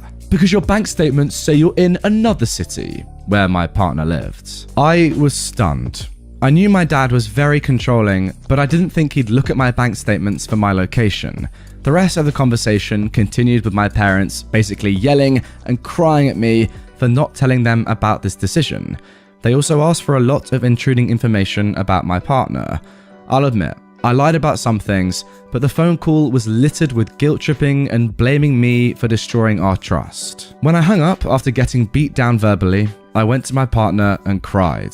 I ended up cutting my parents off because this was the last straw. Honestly, guys, stories like this, I just feel so sorry for OP. What more can I say other than you're in such a bad situation there? Look, well done for getting out when you could. Like, it's just horrible. The person you love, or the person that you want to be with, not being accepted by your family. How horrible is that? Hey, I tell you what you definitely should do. Change your passwords to your bank account immediately. You cannot have your dad being able to access that and therefore knowing where you are and what you're spending money on.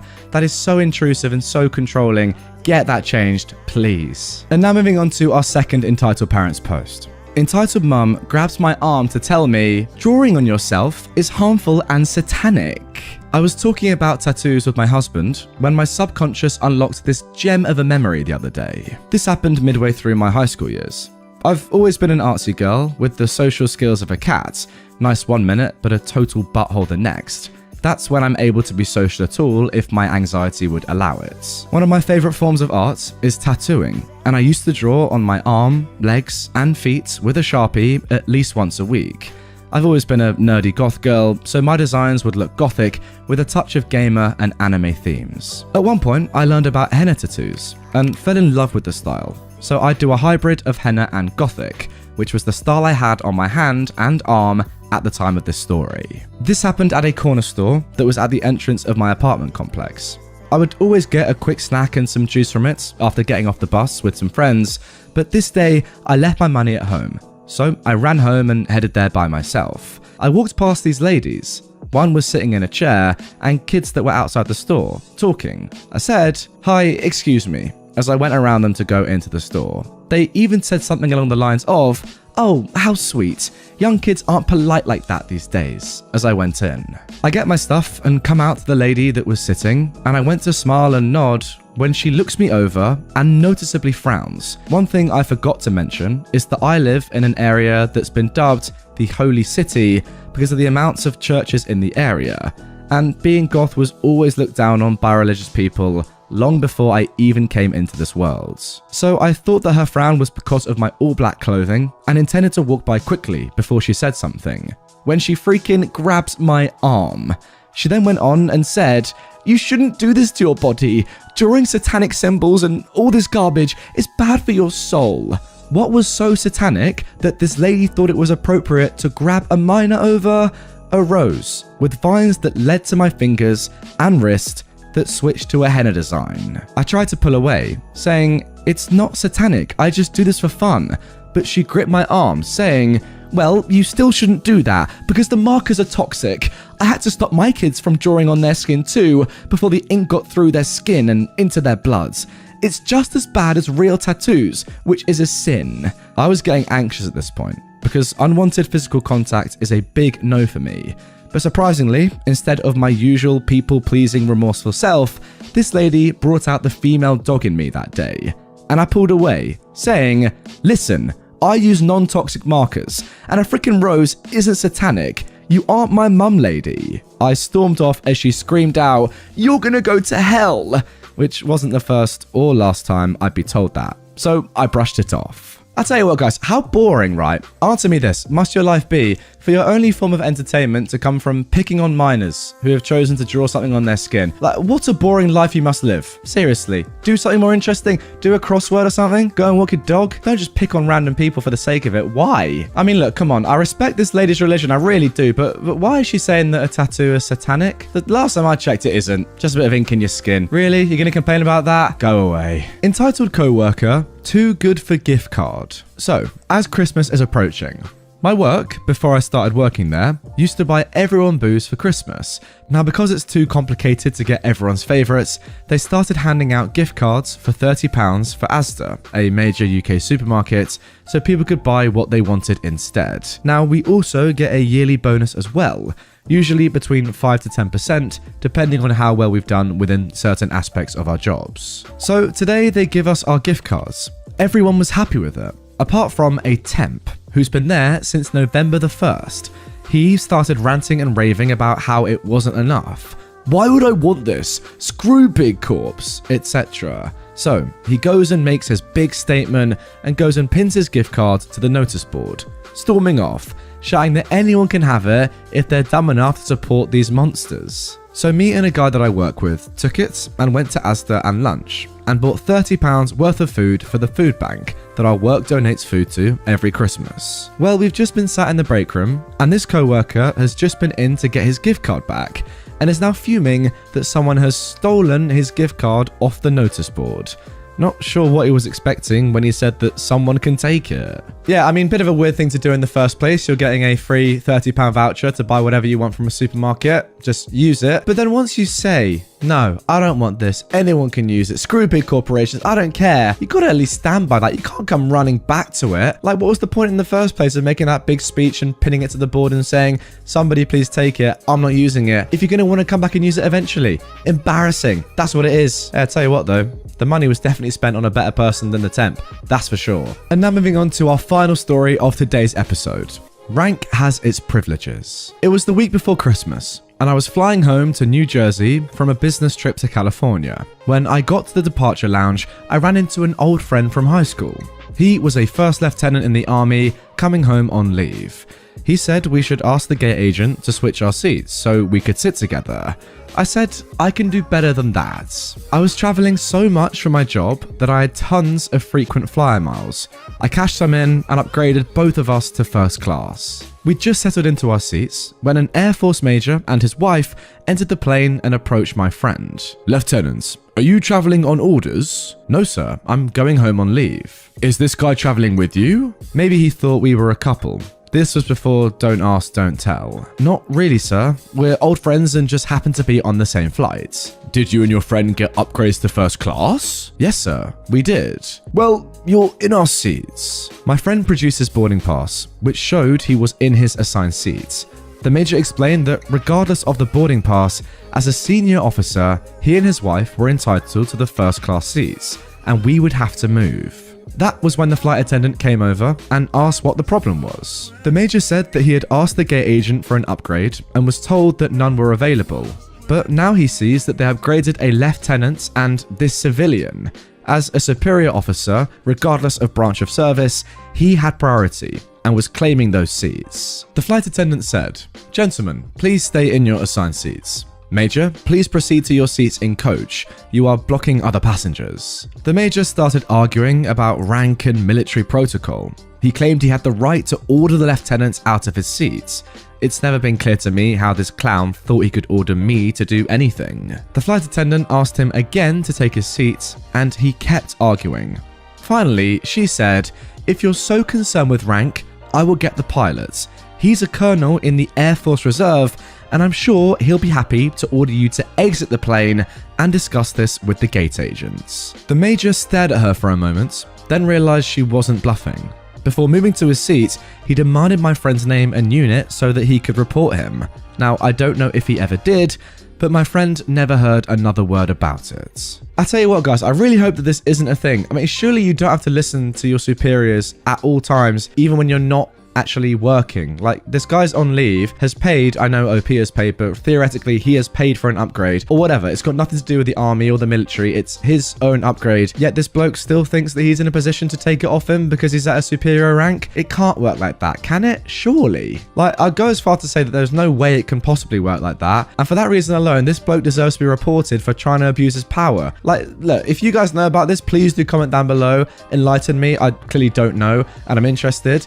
But surely it can't work like that. Come on, that's ridiculous. Fair play to the flight attendant for sticking to her guns, and it's cool that the pilot was a colonel or whatever, but say he wasn't and say it was just a normal pilot, would this guy have continued to pester and say, "No, I'm your superior, give me the seats," even though they paid for them or, you know, used the air miles on them? Insane. Entitled parents seem to use my social media as a public ego stroking zone. For some backstory, I have struggled with eating disorders for as long as I can remember.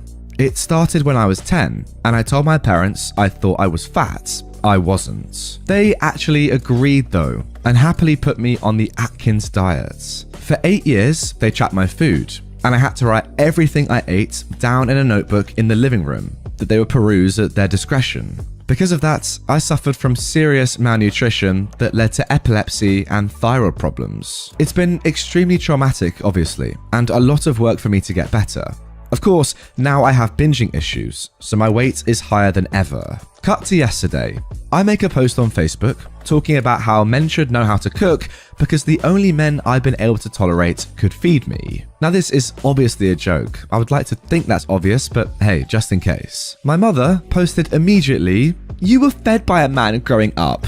Great job, OP's dad," and tagged my father. My father, who pointed to my butt and said it was getting fatter, who told me he could hear me grunting because of my fat body when I was underweight, who laughed at me pulling my pants up over my gut when I sat down, and my mother, who forced me to strip naked in front of her every morning and get on the scale. I was terribly triggered by her comments and ended up deleting the whole post. It was so upsetting. I know I should cut them off. Their abuse is limitless, but it's so hard to.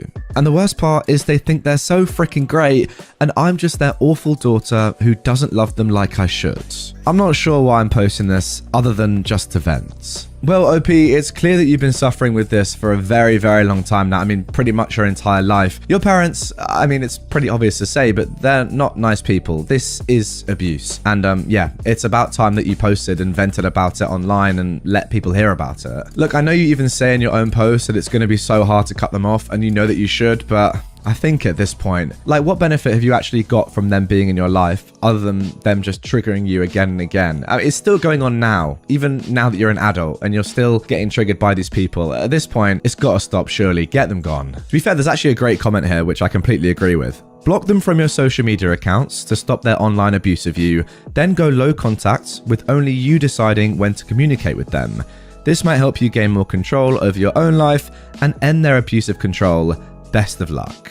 Now moving on to our next story. How my partner's lack of safety standards in a kitchen almost got my hand sliced open by multiple sharp objects over months and almost burned my leg on a 200 degrees oven. Back in high school, I took home economics, and you were assigned a partner to work with on your cooking station. I was assigned to work with Lauren. Now, Lauren was an unpleasant person in general. She was rude, disrespectful, would always backtalk, dismissive, bratty, and unremorseful. In other words, a laundry list of reasons that made her unlikable. Now, I didn't actually have to deal with her often, but when I did, oh boy, did she make it a roller coaster ride of pain. She'd clearly taken the class thinking that it would be easy and that she could coast through, getting a qualification at the end. Turns out, you actually had to work. Novel idea, I know. And there was more to it than just wasting school produce on mediocre recipes. You had a real exam to pass that would dictate your ability to go and get a more advanced home EC qualification. Now, she wasn't interested. Fine, don't be, but the amount of times she purposefully sabotaged my dish or my prep are too many to count. I never returned this favor, no matter how tempted I was, because I'm not a complete idiot. Despite that, the main thing that I didn't like about her in this particular class, aside from her degrading attitude, was that she had no sense of kitchen safety, even after it was explicitly explained to her by not only our teachers, but also myself, that you couldn't do a few things that I considered to be common sense, such as leaving things like knives and can lids in the sink without telling me. These were sharp and could cause some serious damage to whoever washed the dishes, i.e. me. 2, you don't open the near the floor hot oven door without telling the person at your feet. This could seriously burn someone. 3, you don't just leave that hot oven door open for someone to walk into. And 4, follow rules number 1 to 3. She managed to break rules 1 to 3 within 15 minutes of them being set. And this went on for months. There was a good number of instances I could have been seriously sliced or burned because she still left sharp utensils in the sink and just couldn't be bothered to pay attention to anyone but herself. I once reached into the soapy water thinking I'd grab a fork, only to realize that when I pulled it out, it was a kitchen knife, blade side to my palm. If I hadn't been cautious because I knew she did this, it could have ended up in a hospital visit. These were not blunt knives. Another time, I nicked the tip of my finger through the same process. That's not counting every minor injury from graters and vegetable peelers, which I also couldn't see under the water, not including bumping into me with 1, a pan of boiling water, which splashed on me, and 2, a piping hot metal tray which partially burned my arm and blistered and left a perfectly straight scar that is still very visible on me today. Oh, and when I brought these injuries up, she told me to F off. The final incident that pushed me over the edge was that she opened the oven door, without telling me, directly onto my legs. If I'd been even a step to my right at that time, a 200-degree steel oven door would have gone into my knee-high sock and my flesh, fusing them together. At this point, I was so concerned about my safety, I told my teacher that I'd like to move stations. And thankfully, because she liked me as a student, she said it was fine. I was shifted and never had to deal with Lauren again. But what the hell? How entitled and self-involved do you have to be to almost cause an A&E visit and have no regret whatsoever? This just came back to my mind recently, and it seemed to belong here. Yeah, it definitely belongs here. Jesus. That's ridiculous. Surely somebody like this should just not be allowed to do home economics, because look, there's a limit to this, right? People can be bad at cooking, and I get that. But at some point, you have to think about people's safety. I don't know. I've never done home economics before. You guys that have done it in school or whatever, please let me know. Is there like a certain safety procedure that you have to go through at the very beginning of the entire class? And surely at that point, some people, like this person, yeah, it's probably very rare, but the teachers must see that there are people that exist like this person that just have no common sense, no appreciation for safety in general, and they're actually going to be endangering their class, and therefore they're not allowed to be on the course. Does that not happen? Like, yeah, it's bad that all this stuff happened in the first place, but surely this person just shouldn't have even been allowed on the course. It's mental. Opening a hot oven onto someone's leg and not caring. Like, that's a bit of a red flag for me, I'll be honest. Yeah, like this comment says right here, where was the teacher during all of this? If safety lessons are presented, then safety should be enforced. I completely agree. Yeah, and this is actually a great point. Woodshop was also a dangerous environment, and I've seen students ejected when warnings failed to alter behavior. Exactly the same. I didn't do home economics, but I did do DT. People were chucked out of that lesson all the time for the smallest things. They weren't even that dangerous, but you know, safety was the number one priority, as it should be in this. Surely. I'm saying surely a lot, but come on, surely. And now moving on to our third entitled people story. Entitled Mum thinks the ER is a hotel. So, little disclaimer to start, guys. This story took place before COVID, but in the middle of flu season. When I did one of my mandatory internships at the hospital, I used to help out at the ER after hours from time to time, because they were understaffed and were happy to have another helping hand. It was flu season and the hospital was packed. It was a particularly busy day because there had been 2 major and several minor car accidents, icy roads. Ambulances were waiting in line for 45 minutes plus. We didn't have any chairs left in the waiting room. Chairs from the staff's rooms included, all stretchers and beds were occupied, and some had to be placed in the corridor. Everybody was running, trying to keep up with the workload. Cue our entitled parents. This very hysterical mum brought her daughter to the ER because she had a bellyache. Of course, I couldn't tell for sure, but it seemed like the daughter was a bit overdramatic. The whole thing seemed a tad theatrical. But fair enough, they were placed into one of the cabins. The daughter was thoroughly examined, vitals were checked, an ultrasound done, blood was drawn. Mother Bear was pacing up and down the cabin in hysterics. The good news came in. The daughter had an upset stomach at worst. She was recommended a heating pad and some tea. We expected the duo to be relieved, but they seemed a tad disappointed. But okay, whatever. The attending nurse and I looked at them, expecting them to leave the desperately needed cabin and the obviously overflowing ER. When it became increasingly obvious that both were not planning to do so anytime soon, the nurse politely asked them to. The mother glared at us in shock. Excuse me? My daughter needs to rest. Let her sleep here. She should be observed by professionals. She's fragile, you know. I could tell that it took the nurse a lot not to start screaming or crying or both. She calmly explained that we needed the cabin because we had to care for a lot of very sick patients that were still waiting, some visibly in pain. But my daughter is sick. All these procedures were very exhausting for her. She needs rest. She needs this bed. Let her sleep for God's sake.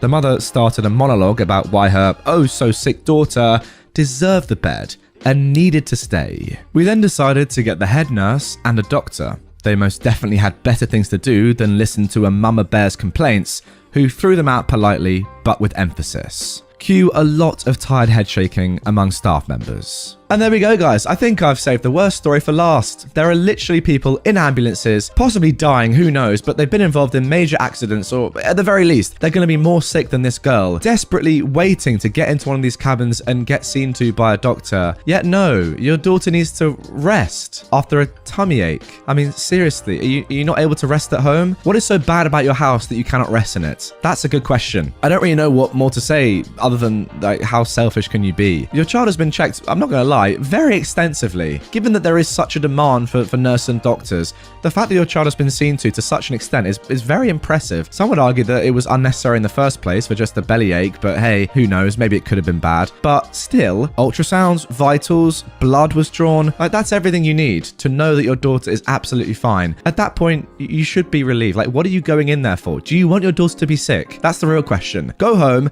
rest, your daughter's fine. Let someone who needs to see a doctor or a nurse desperately see a doctor or nurse. It's unreal, it really is. It's ridiculous. Entitled Cousin wanted me to do her master's thesis in 2 days. I, an 18-year-old woman, am a freshman in college. My cousin, who is 30, is taking up her master's degree. She had to pass a thesis paper. The thing about my cousin is that since she was the golden child, she could get away with anything.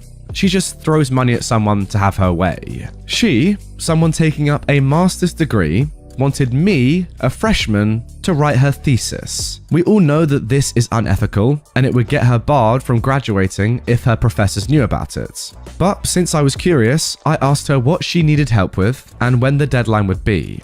She told me she wanted me to write her thesis. I said I could help her, but not to the point of doing the whole thesis. She told me it was already due in 3 days, but she can pay me well. I asked her how much, and she offered me $20. $20 for a whole thesis that's due in 3 days.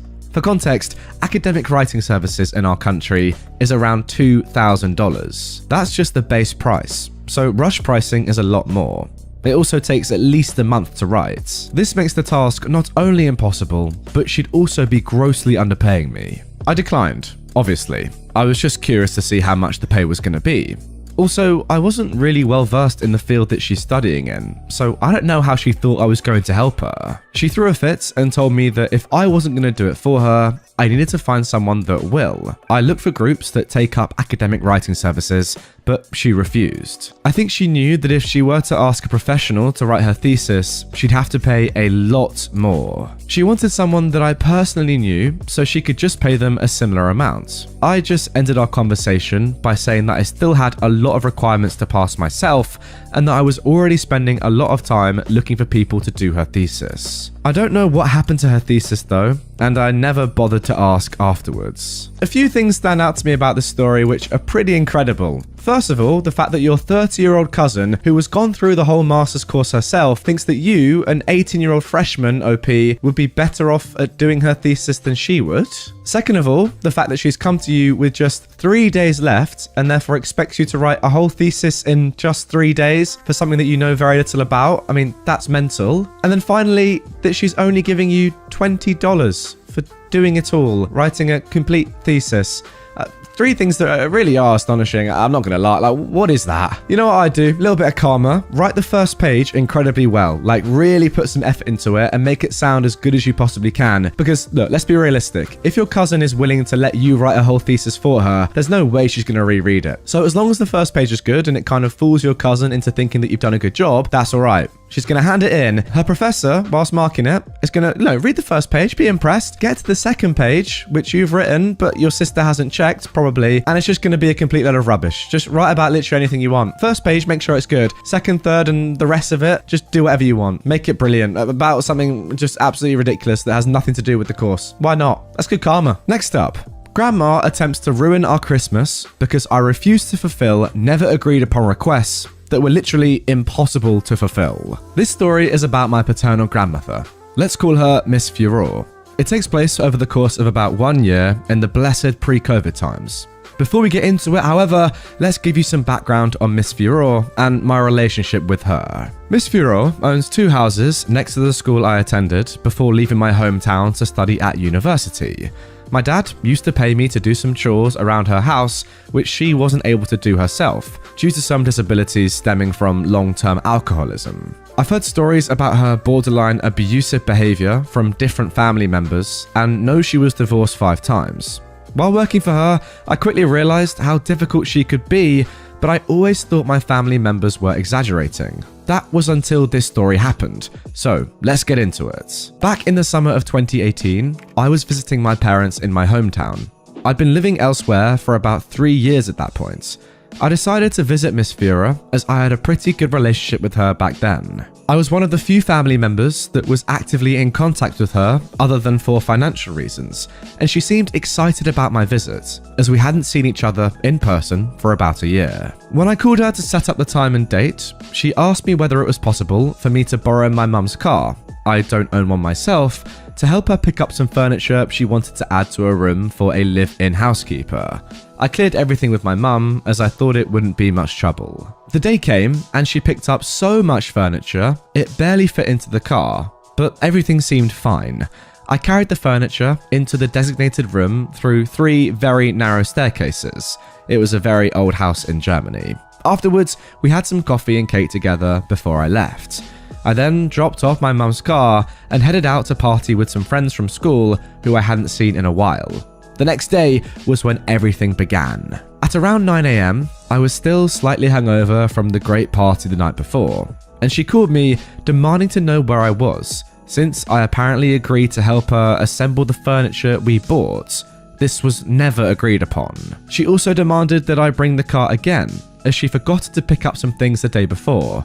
The car, however, wasn't even in town, since my mum, the car's owner, needed it that day and had already left. I tried to explain to her that the car wasn't available, that we hadn't agreed to me helping her out the next day, and that I was in no position to drive and build furniture even if I wanted to. I did offer to reschedule to another day that week, but she wouldn't have it. She couldn't accept that it was literally impossible for me to fulfill her request, and the debate got heated. Now, I don't remember the specifics, but she tried to guilt trip me, which is when I snapped, and I told her that I wasn't her flying monkey here to serve at her pleasure. She hung up after that, and I thought that that would be that. Over the course of the next week, I tried calling her several times since I still wanted to help, but I wasn't able to reach her before I had to go back to my uni town. Fast forward to Christmas 2018. I was back at my parents' place for the holidays, and the last interaction I had with Miss Furore was the phone call I just described. On Christmas Eve, my dad told me that she would be joining us for dinner, as was tradition, and that she wanted me to pick her up.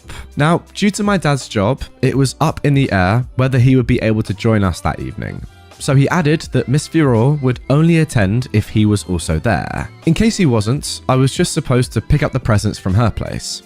As it turned out, Dad had to work that night, so I just went and picked up the bag of presents. I drove to Miss Furore's place, parked in front of it, rang the doorbell, and waited for her to open. This could usually take a while, since her house is big and she isn't the fastest anymore due to the aforementioned disabilities. After a longer time than usual, I called her landline to inform her that I was there. She picked up and told me she was still in the bathroom and would be right there. It took her about 10 minutes to get to the door. Usually it takes about 1, during which I was waiting in the snowy streets at -5 degrees Celsius, that's 23 degrees for you Americans. When she came to the door, she handed me the bag of presents for my parents and brothers. She also asked me to wish everyone a happy Christmas and added that she was hoping I would enjoy my presents. I thanked her, said my goodbyes, and drove back to my parents' place to enjoy Christmas Eve. Evening had come. We've had dinner with my mum, her mother, a lovely woman, and my 2 younger brothers. We'd already unwrapped most of the presents before dinner, as we usually do. All in all, a very pleasant and typical Christmas Eve for my family. After dinner, we've started drinking homemade mulled wine when I remembered I still had Miss Furore's gifts and handed them out. Me and my brothers each received an envelope with a card in it, but suspiciously, mine differed in size and colour. I opened it and read its contents. This is where the fun begins. While my brothers each received a complimenting message with €50 enclosed in the card, I received a scolding letter saying she was still devastated by my behaviour the previous summer and that she was expecting an apology for the disrespectful way I had treated her. Remember, her demands were literally impossible to fulfill. I admit I snapped and said something that could have been taken as disrespectful, but I continued to reach out, wanting to help her while I was in town. I didn't really know how to react. I was speechless and threw the card on the table before going to grab another mug of mulled wine. When I got back from the kitchen, the older of my 2 younger brothers had read the card and loudly exclaimed something akin to, "What the actual frick?" At that point, everyone had noticed something was wrong, and I read the card out loud. I don't remember the exact wording, sorry. I then told them about what happened during summer. Nobody could really believe how insane Miss Furore was, especially since she'd been quietly planning her revenge for about half a year. The aforementioned brother, who had some extra money due to a paid internship, asked the youngest of us 3 whether he needed the €50 and offered to pay it himself, as he wanted to take all 3 cards and throw them into Miss Furore's face. My youngest brother refused the monetary offer, but loved the idea, so that's what they did. I don't really know what happened afterwards. All I know is that Miss Furore was not expecting that reaction, as apparently no one in our family had ever stood up to her the way we did. This concludes the Christmas part of the story. We didn't really dwell on the topic for the rest of the holidays, and still had an amazing celebration together. Fast forward to the summer of 2019. My parents had planned a big family reunion to celebrate a couple of important dates in their lives coinciding, major birthdays plus a significant wedding anniversary. That party was the first time I'd interacted with Miss Furore since the Christmas incident. I acted as if nothing had happened since I didn't want to cause a scene on my parents' special day, with most of our extended family being there. This is a rare occasion, since the family is spread around the Western world, mostly Western Europe and the US. We were together for about a week in my hometown, going to different dinner places every night, and we had a great and memorable time. I even got along with Miss Furore, albeit superficially and only in group settings. We never talked one-on-one. One evening, we were having a dinner at a really nice place, and she came over to the table that me, my brothers, and my cousins were at. They all know what had happened during the previous Christmas and were pretty angry with her. She asked whether I was willing to visit her one-on-one so we could have a talk about what happened. I was happy to, as I don't like to hold on to grudges, but I asked her that we talk at eye level, like adults, with mutual respect, as she had a tendency to twist the truth to suit her needs. I didn't say that part for obvious reasons. She agreed and asked me to call her to set up a time and date after the week-long celebration was over. A day later, I received an email from Miss Furore stating that she no longer had any interest in a conversation, as it was apparent from my demands that I hadn't grown and wasn't ready to apologize. She also wrote that she wasn't able to speak to me on eye level, as she had much more life experience than me. Again, I didn't really know how to process this. I still don't, but enough time has passed that I've stopped caring about my relationship with her. Up to this day, nothing has really changed about the situation. I've seen her a couple of times at different family gatherings since then, and the interactions were fine. Probably because neither of us wants to dig this rubbish back up during otherwise great family times.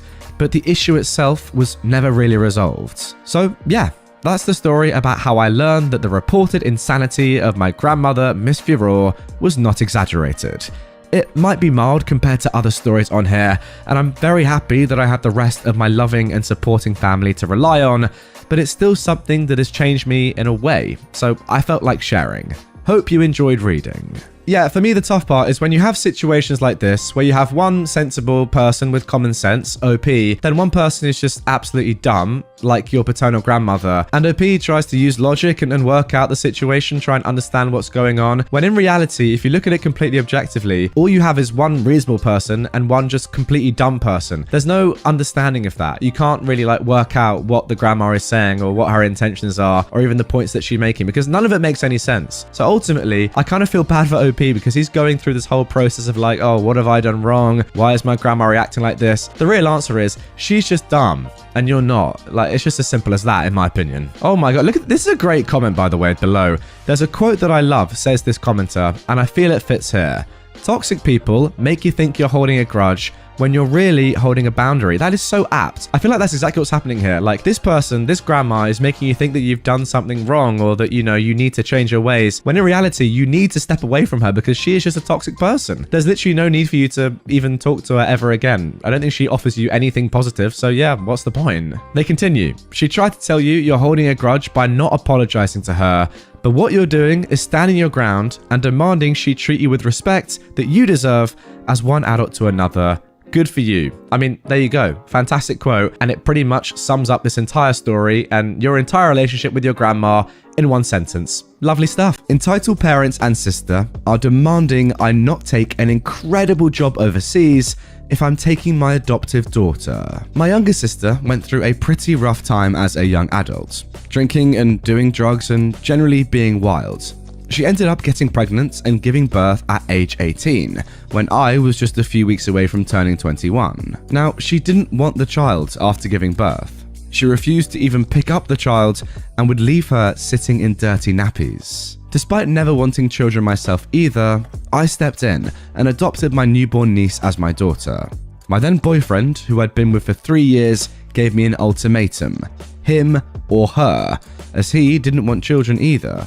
I picked her, and he left me, which resulted in me suddenly being a single mother. The first few years were rough as a single parent barely making ends meet, but I managed, and my sister had nothing to do with us. I never once hid the truth from my daughter that she was adopted, but I always assured her I loved her so much and was her mummy. When my daughter was 6, my sister was finally clean, and then wanted to have access to her.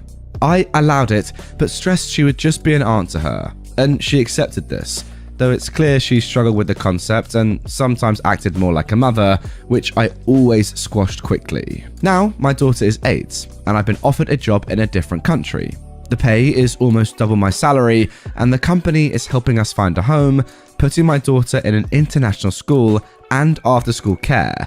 So of course, I'm gonna take it. But it's resulted in my family having a meltdown about how I can't do this and how it's cruel to take my daughter away from her family and how it's not fair to my sister. My sister has told me she won't allow me to move away with her and that she'll fight in court to get my daughter back. I've talked to lawyers and it seems she doesn't have a leg to stand on, as my daughter is legally my daughter. But the rest of my family is telling me I'm being extremely cruel and that if I cared about my sister, I'd turn this job down. I left home at 16 and finished my education. My sister, meanwhile, is the golden child who gets away with everything. She even now lives with our parents and doesn't work. My daughter, while sad to be leaving her school and friends, is excited for the move. I've been teaching her about the country every night before bed, and we've gone to some authentic restaurants to try food from there. I've also promised her that we'll fly back at least once a year to visit, and she can FaceTime and call her friends, of course. I feel like my family are angling for me to eventually just hand my daughter back over, as if I was just a temporary filler for my sister, which will obviously never happen, and my lawyers are involved in this matter. So there we go, guys. Pretty interesting story to start off today's episode, but unfortunately, it doesn't end there. There is actually an update that was just posted yesterday by OP. So, I got a call from the school today that a woman not on the list had come round and tried to pick up my daughter, claiming that she was the mother. She claimed there was a family emergency and she needed to take my daughter home early. Now, only myself and my best friend are marked down as able to pick up my daughter. And when they wanted to see her ID, she got cagey and claimed she forgot it. And when they told her she couldn't pick her up without an ID, she shouted at them before storming off. I've spent all day on the phone to my lawyers and my boss. My schedule is being moved ahead. I'd wanted to give my daughter a final Christmas in our current home, but it's clear that's not a safe idea anymore. Our move has been brought forward and my company is putting us up in a hotel until they help us find a home. I mean, look guys, clearly a very tough situation all around.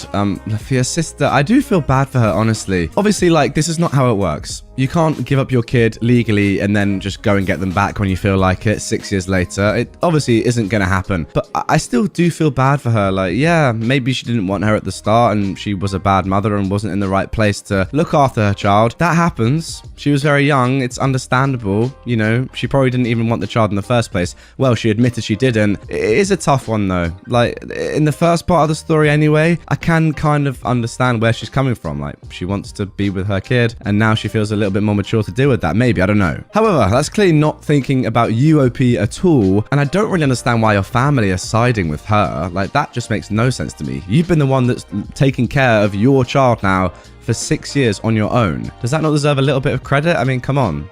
That's ridiculous. Now, the update is where the story really got crazy and just way too far. Like, what is she trying to do there? I mean, that's bordering on just, I can't say it for YouTube reasons, but taking a child. You know what I mean? That's insane. Like, sure, be angry that your kid is not your kid anymore, but come on. Don't do that. Please, that's ridiculous.